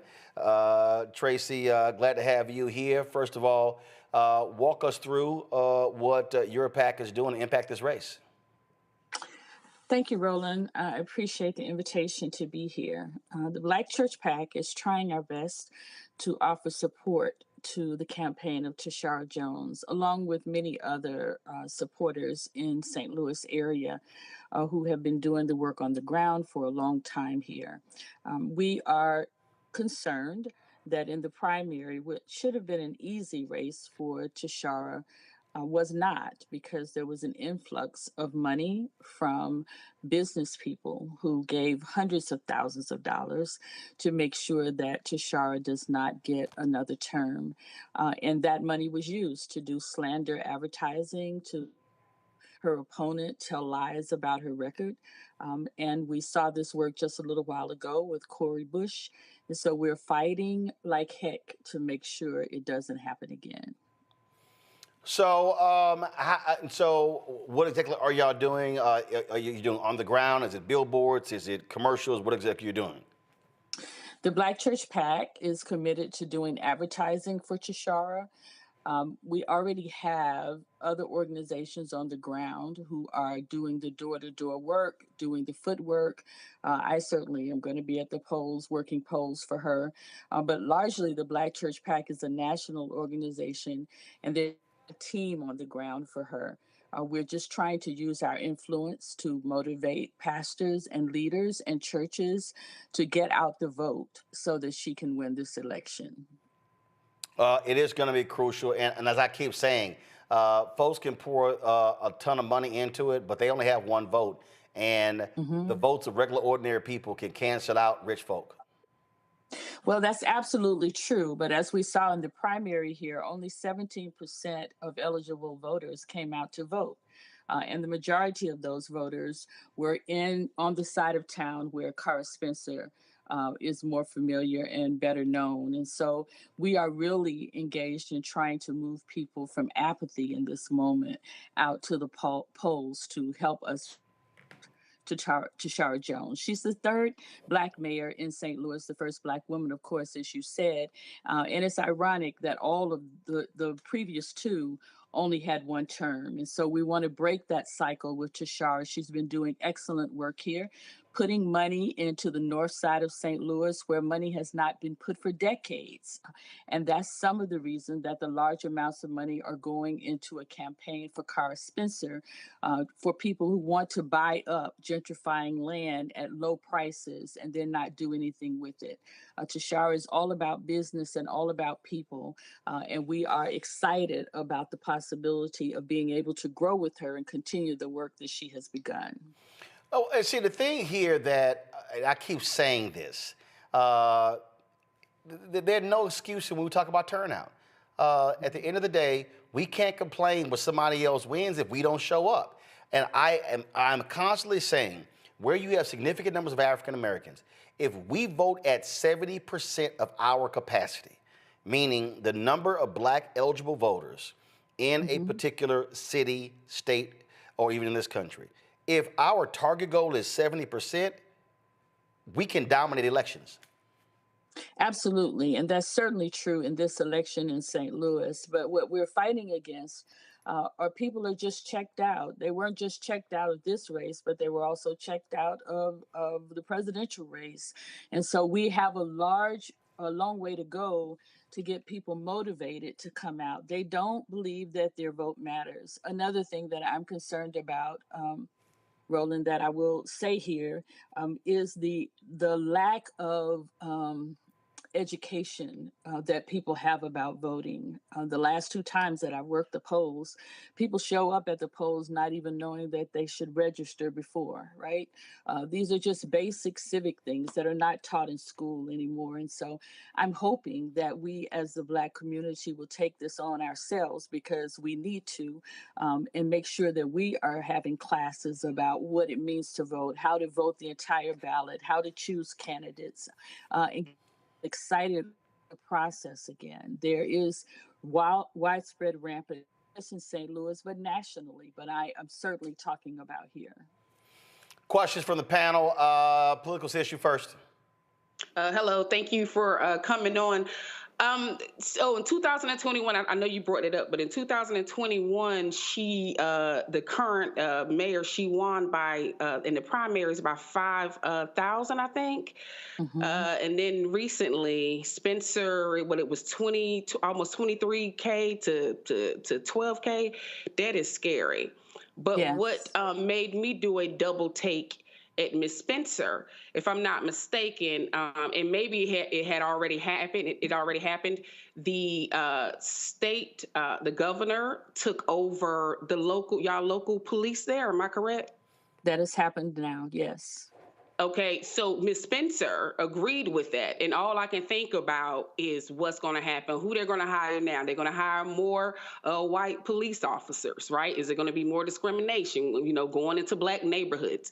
So that is something that really spooked me, and I just want to know how are the voters aware about that or no? Absolutely, the voters are aware about that, and even beyond that obvious grievance. The money that she is getting are from investors in St. Louis who have for a long time bought up property in the north side of St. Louis, which is gentrified, and then just sat on it, right? They didn't develop it. They didn't build houses. They didn't put businesses there.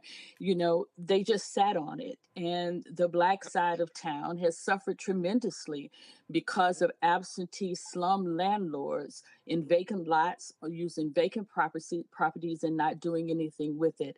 The investors who are giving Cara Spencer the money are responsible for that. And you can't tell me that you put that kind of money in a mayoral race without expecting some kind of return. So there are a lot of red flags. There are a lot of red flags. The idea that many of the things that Cara Spencer in her ads criticize the current mayor for are things that she voted for as an alderman. This person has been an alderman, which is the legislative body for St. Louis, for 10 years, right? And so it's deceptive advertising, it's race baiting, it's playing to the business partners in this area, and it is not for the benefit of the entire community. Right. And one more thing, you said investors. One more thing, just this the last thing. Was it the Black Platinum plan when it came to the investors under Trump? They gave them money. No, it wasn't the Black. It wasn't the Black Platinum. It's people who have for a long time been buying up dilapidated land, and I don't know why they are just sitting on it, but they are angry with Tishaura because she won't play ball with them. Zabora? Thank you. Thank you.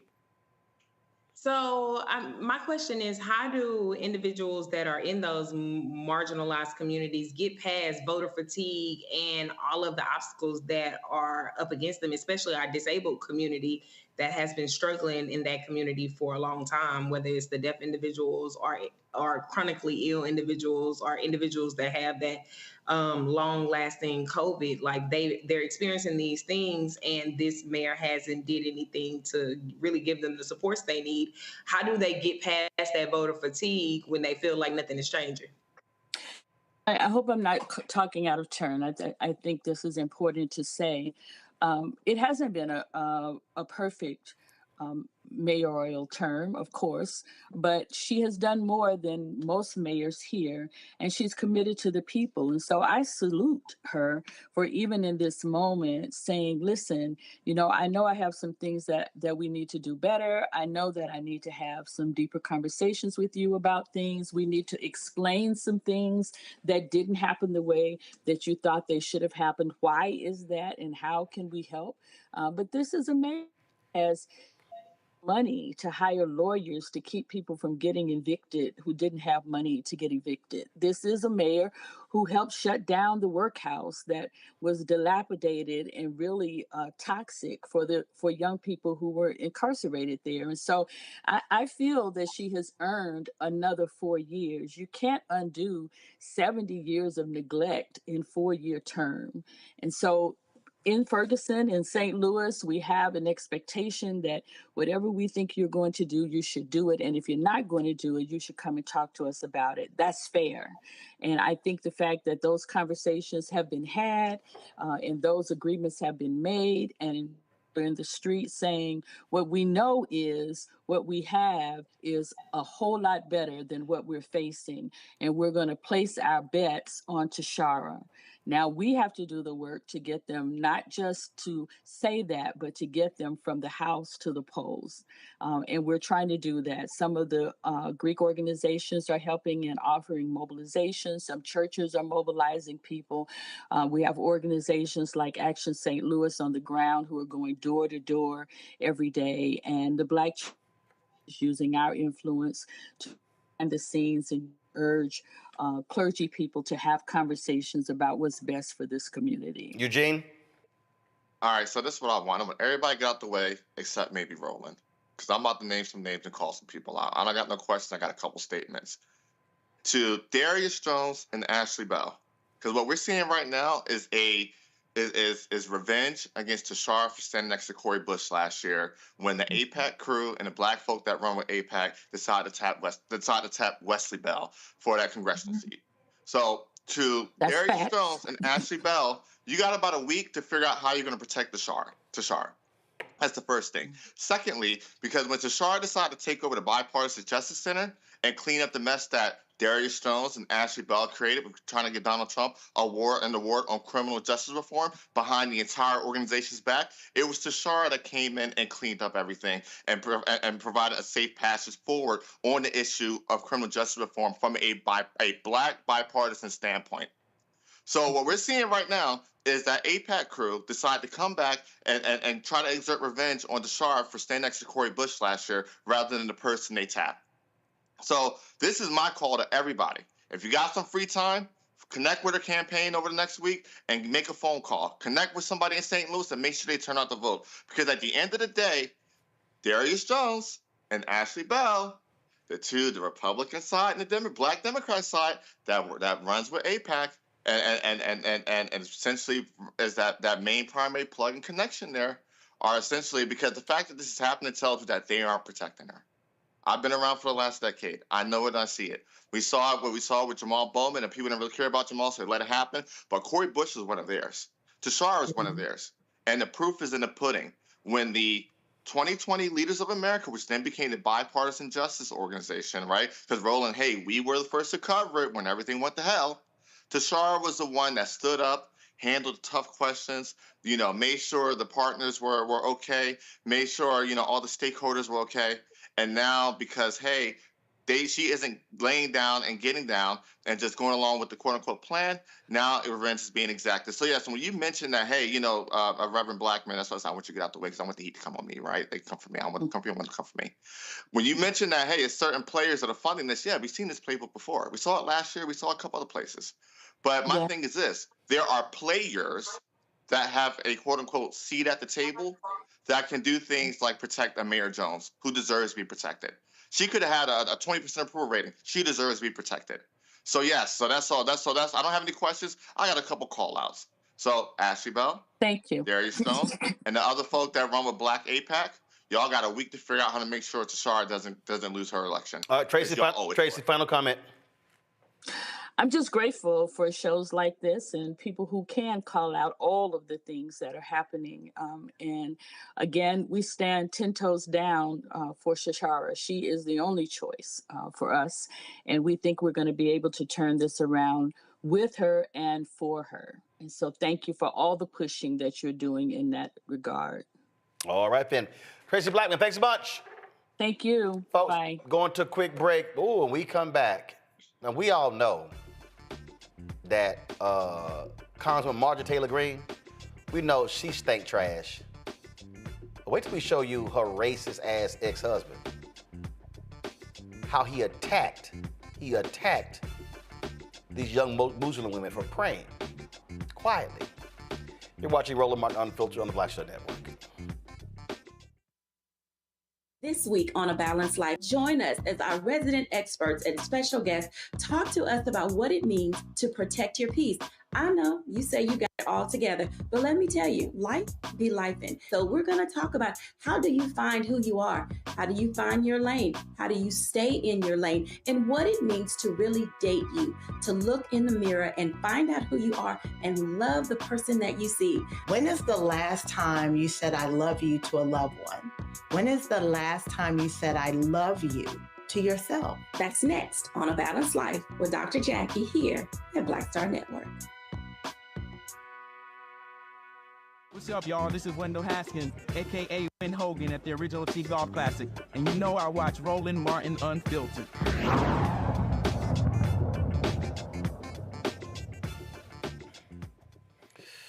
Boy, these racists, they sure are emboldened by this idiot Donald Trump. Take the ex-husband of Marjorie Taylor Greene, Perry Greene, driving his trash-ass dumpster known as the Cybertruck. These Muslim women are praying, and he decides to verbally attack them. Y'all want to see just despicable? Yep, this is the trash that Marjorie Taylor Greene said I do to.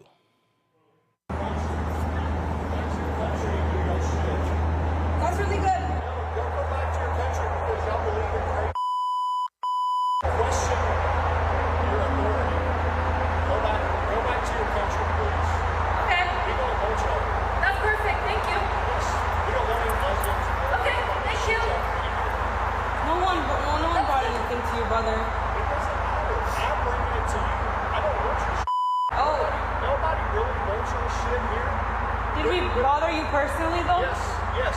Okay, I'm sorry. You can. But see, like, y'all want to kill gays. Y'all want to do all kind of crazy. Where y'all from? What country? It doesn't matter where we're from. It does not, though. Why does it matter to you, though? It does because you're worshiping a false god. No. Yes, it is. Are you Christian? Yes. All right, that's. Okay. Don't come from your crazy countries and act like you're gonna bring your shit here. Okay. Cool, bro. No, because y'all are pieces of shit. Okay, that's perfect. You're the one attacking little girls. Have a nice day. Girls, like I want y'all to think about what y'all's process is, what y'all are thinking. Y'all been brainwashed. We know what we believe. But don't come to America and believe this shit. Go back to your country and believe your crazy. Okay, that's fine. No one told you anything. We're sitting here. We were quiet. We were peaceful. You're worshiping out here. Praying. What does that have anything to do with you? Go back to your country. That's fine. You're demolished Middle East. First off, we're actually born here. We're born here. Yes, we were. Why are you wearing all this? Not American. It doesn't matter. Be American. Don't nuns wear covering themselves? Be American. Don't be Afghani or whatever the We're not Afghani. You're literally racist. You just it doesn't matter. Use the racist word, but be American. Don't be okay. I'm sorry if it's not on your standard, you can go ahead and leave. I don't know why you're wasting your time. Okay, then if you don't care so much, you can go ahead and enjoy your day. Okay. Because you know what? Your countries are so you know where y'all are from is so don't have to come here. Go back to your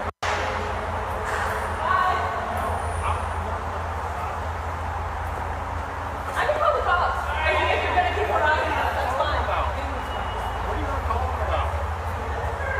Just go about your day. What's the point? Are you going to follow us? What's the point? I'm trying to get out of the Do you want to learn about our religion? Go back to your country. Have a good day. Have a good day. That's okay. Right. That's okay. Just leave him alone. Go have a good day. Oh my God.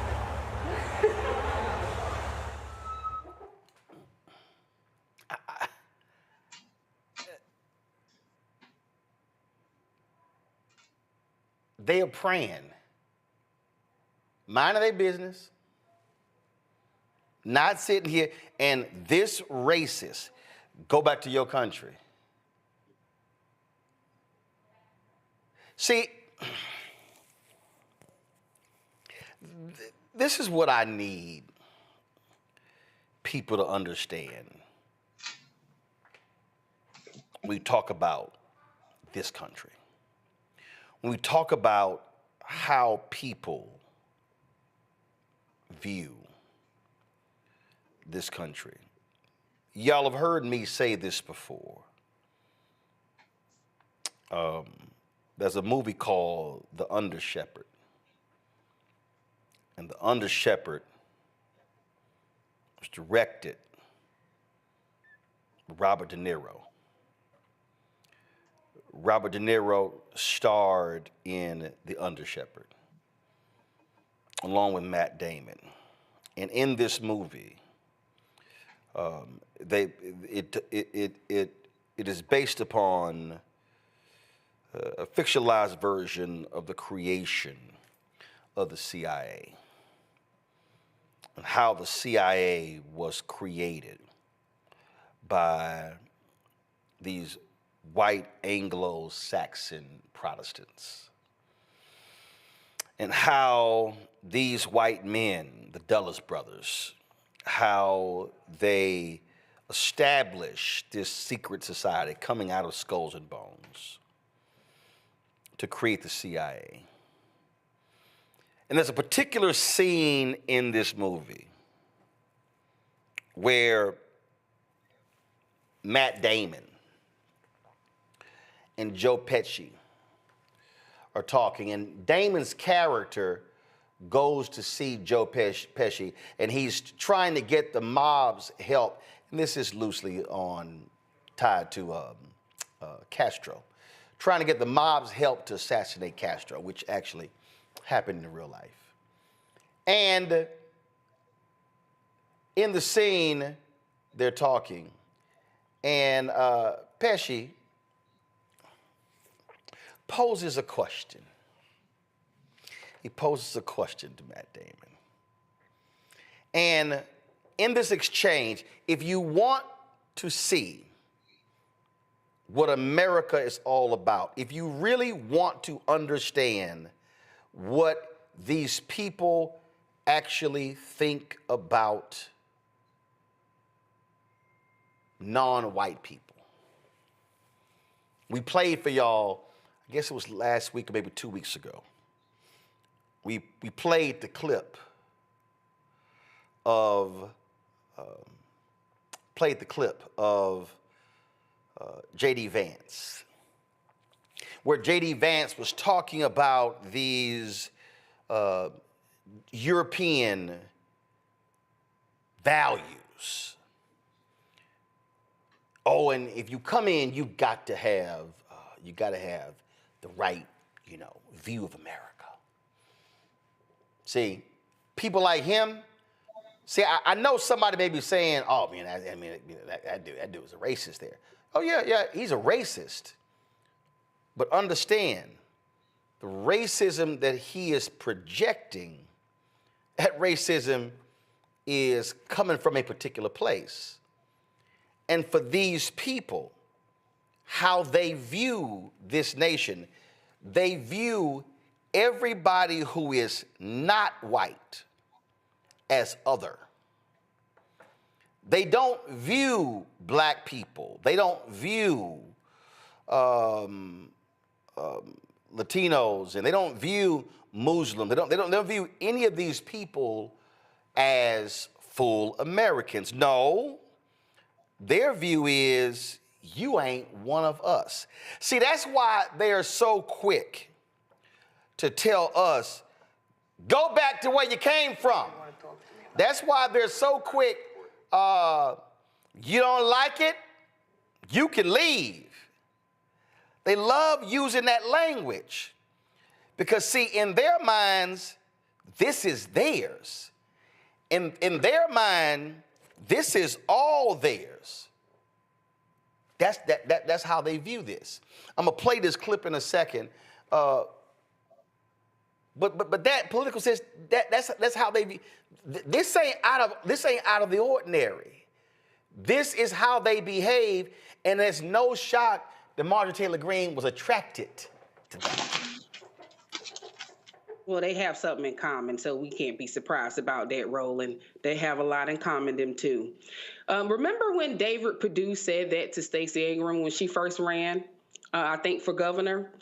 And remember, I don't know if you all know, but Abraham Lincoln, after after the war, he told, Black folks, hey, you go back somewhere. I forgot what he said, go back to. No, actually, he was Abraham wanted. Listen, it was Liberia. It was Liberia, and he held that view because he said that I just don't believe that these two sides are going to be able to get along, and so he articulated shipping Black folk back to Africa. Right. Yeah. But it's funny, but this was after the war, right? This was after the war, he says that. Well, we don't need y'all anymore. But like they said, they responded, no, this is our country, this is where we're from, and beneath is our ancestors. It's our ancestors. So, I would have said something. I'm pretty sure I wonder if this was during Ramadan, because that just ended. But I would have looked at his ass and I would have said, I will go to my country when you take your ass to your country first. That's what I would have said. See, it reminds me. Puzzled because he doesn't have a damn country. Eugene, it reminds me of Patrick Bet-David when I was on his podcast and he tells me, well, why do I go back to my neighborhood and fix things? And I'm like, looking at him going, your ass ain't even from here. Why don't you take your ass back to Iran? Yes, I saw that. It's the audacity and caucasity, right?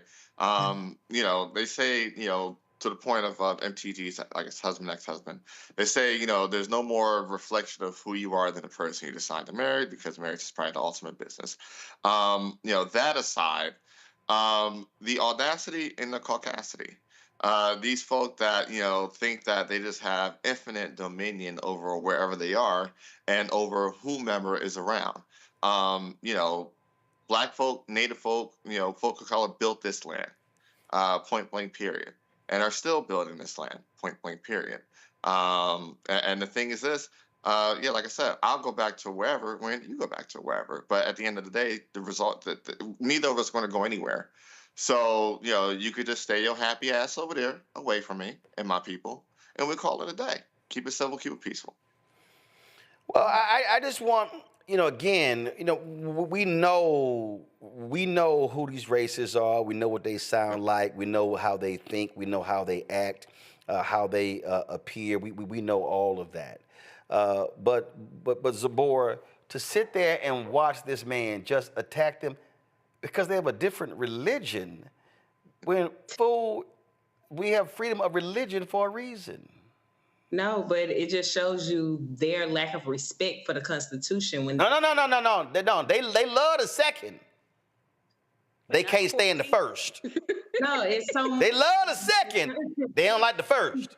When it comes to us, this is why our community paying attention is so important. They're attacking birthright citizenship. They're saying in this, how he's moving is the exact reason of why we got to stay vigilant.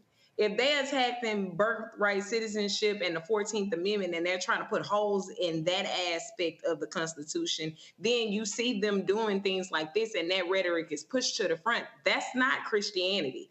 That's not the faith I know. You know what I mean? It's like you are ignoring humanity in people. You are ignoring loving your neighbor. And nobody's from here. We were brought here. They stole here. It's like, how dare you tell somebody that they're not from America? You don't know those people. And everything about our country has been built on the backs of people that are not from here. There is no country without Black people and the inventions we have, the work we do, the blood, sweat, and tears that build the houses and the White Houses that they get to be in. So it just really irritates me that they use faith to justify hatred. Those young ladies wasn't doing nothing. That old white man that has no couth, no respect, and attacked a person while they're praying, but you say you are of God and you're a Christian. Like, how that? So the movie is The Good Shepherd, and I'm telling you, if y'all are looking for an example that encapsulate America in 1 minute and 7 seconds, and actually, if you actually edit it, it's really 47 seconds. It's this. Government's about to deport you for certain activities. I'm in this country since I'm 2 months old. Does that make me, Italian? I'm American. And they're trying to send me back? I could have the deportation order reviewed. I'd be classified as highly sensitive for national security. I could take the government off your back if you can help us. Usually the guys that scare me. You're the people that make big wars. No, we make sure the wars are small ones, Mr. Palmer. Let me ask you something. We Italians, we got our families and we got the church. The Irish, they have the homeland. The Jews, their tradition. Even the niggers, they got their music. What about you people, Mr. Carlson? What do you have? The United States of America. The rest of you are just visiting.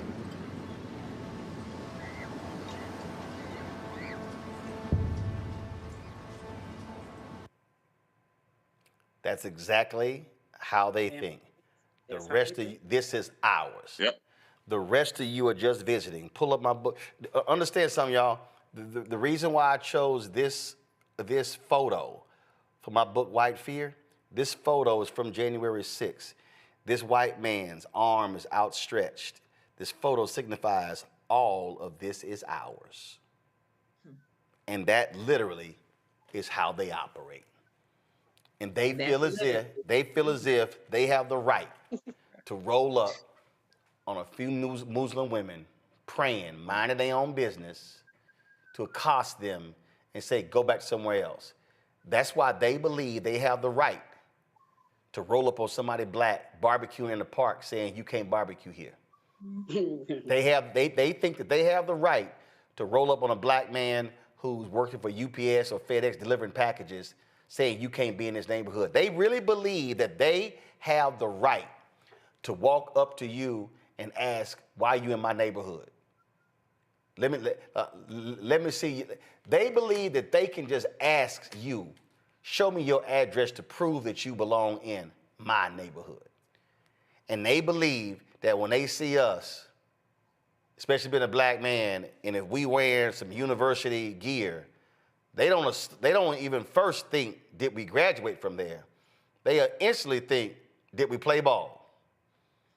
Or like one white dude asked me, did I play ball at Texas A&M? I said no. His second question was, did I have a child that played at A&M? Y'all, it took every ounce of Jesus when you had to cuss his ass out. I was like, I would have did. Literally like it took it took all of Jesus for me not to go there. Because in their minds, they don't even think, oh, that might be a graduate. They don't think that. Tomorrow, I'm gonna get to this here. Man, there was some white folks, y'all, on Twitter, and they whine and complain, and Charlie Kirk got involved. My son got high grades, and he didn't get into his first choice, the top schools, or the second choice. And these white folks really believe that their children can just go to any school, that they should never be rejected, that all of that, and they automatically think it got to be them. It got to be them. They never consider, no, your kid lost out to some other white folk. So I am going to spend a little time walking through the timeline. You know, I was trolling their asses because see, y'all, I am the pettiest member of my family, but my family members can be petty too.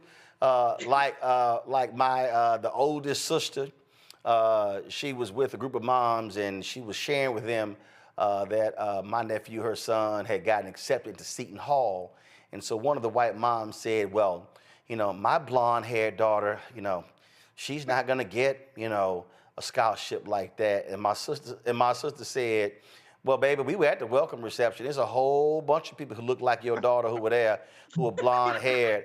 She said, so maybe your daughter needs to study a little bit harder. Hey, there you go. Meritocracy, right? They gotta work harder. They gotta pull themselves up by their bootstraps, right? This is a meritocracy. We don't care about DEI. That's what they say, huh? Until they realize they are the DEI hire, right? They the ones that are not qualified. They are the they not even DEI hires.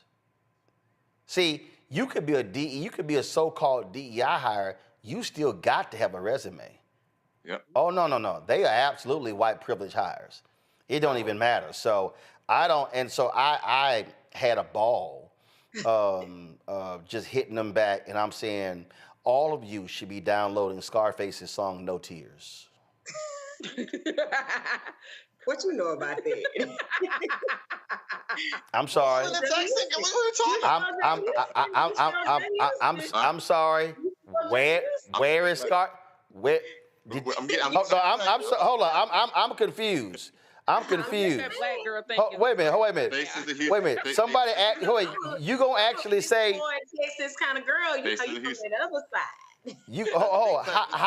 How you gonna sit here and say what I know about Scarface's Scarface? What say about it? I'm on a show and I just mentioned your song "No Tears." You hear me? That's your favorite song. You always listen to "No Tears." Dude, and I mentioned it, and one of my panelists go, "What you know about that song?" Y'all, he called Scarface, y'all. First of all, was she no tears in the end? And what she don't understand, I'm so petty. I played golf with Scarface, y'all. Scarface was talking a whole lot of trash. And I played golf with Scarface, and I was beating him. And you know what I put on for him? No Tears. He said, "You hit me with my." He said, "You hit me with my own damn song." I just tell him. All right, my brother. I'm gonna hit you back. All right, baby. All right, peace. That was so bad. Baby, don't ever. I don't know who you thought you were talking to. I said, y'all, he called it Scarface. I mean, I was just checking your temperature, seeing where your head was at. Right? Baby, I'm the last one you ever want to check. I know. I stand corrected, no problem. No, baby, this the super phone. I ain't mad at it. You throw some names out, I can FaceTime in them heartbeat. I'm just letting you know. So I am the last one. I'm the last one you want to say that to. All right, we got to go. I am dead on that one. Somebody said. That's later in the night. They in the chat said, "Girl, you lost that one." Quickly, right? Yes, she did. Fast. Whoever said it in the chat, yes. Another dude said, "Man, he got dude on speed dial on them folks." Speed dial. And El Crispy, Uncle Rose said, "Pull up." See, y'all better leave me alone. See, y'all. There you go. Said pull up. Y'all better leave me alone. All right, we got to go. All right, I appreciate y'all being on today's panel. Thank you so very much, folks. Support the work that we do. Join our Bring the Funk fan club. Cause see, ain't nobody at MSNBC, CNN, Fox News, ABC, NBC, CBS gonna call Scarface live on the show. They ain't gonna do that. They ain't gonna do it. When we had Roland with Roland, go watch my Johnny Gill interview. And he mentioned that he wanted to do a gospel song with John P. Key. See, he never met John P. Key. Boom. Go ahead and watch my Matty Rich interview when he said in 20 years he never got a chance to thank Spike Lee. And boom. Man, I can be here all day. Anyway, y'all support the work that we do. Join our via Cash App. Use the Stripe QR code. It's right here. If you're listening, go to blackstarnetwork.com to check it out.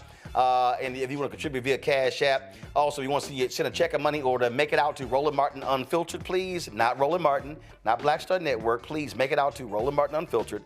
Send it to P.O. Box 57196, Washington, D.C. 2003 7-0196. PayPal R Martin Unfiltered, Venmo RM Unfiltered. Zale, Roland at RolandSMartin.com, Roland at RolandMartinUnfiltered.com. Download the Black Star Network app, Apple phone, Android phone, Apple TV, Android TV, Roku, Amazon Fire TV, Xbox One, Samsung Smart TV. Be sure to get a copy of my book, White Fear, How the Browning of America is Making White Folks Lose Their Minds, available bookstores nationwide. Download the audio version I read on Audible. Also, of course, be sure to get out Roland Martin Unfiltered Black Star Network swag. Go to rolandmartin.creator-spring.com. Get our newest shirts. Hashtag We Tried to Tell You, FAFO 2025. And don't blame me, I voted for the black woman. QR codes right there as well. And get the Fan Base app. You can also, if you want to invest, $11 million has been raised. The Series A round, the goal is raised $17 million, then it closes. Go to startengine.com/fanbase. Folks, that's it. I'll see y'all tomorrow. April 3rd, tomorrow, anniversary of Dr. King's last sermon, Mason Temple. An absolutely amazing sermon. I did an interview with the book author about the book was on that last sermon. We're gonna run that tomorrow because I got the book right over there. But it truly is an amazing sermon.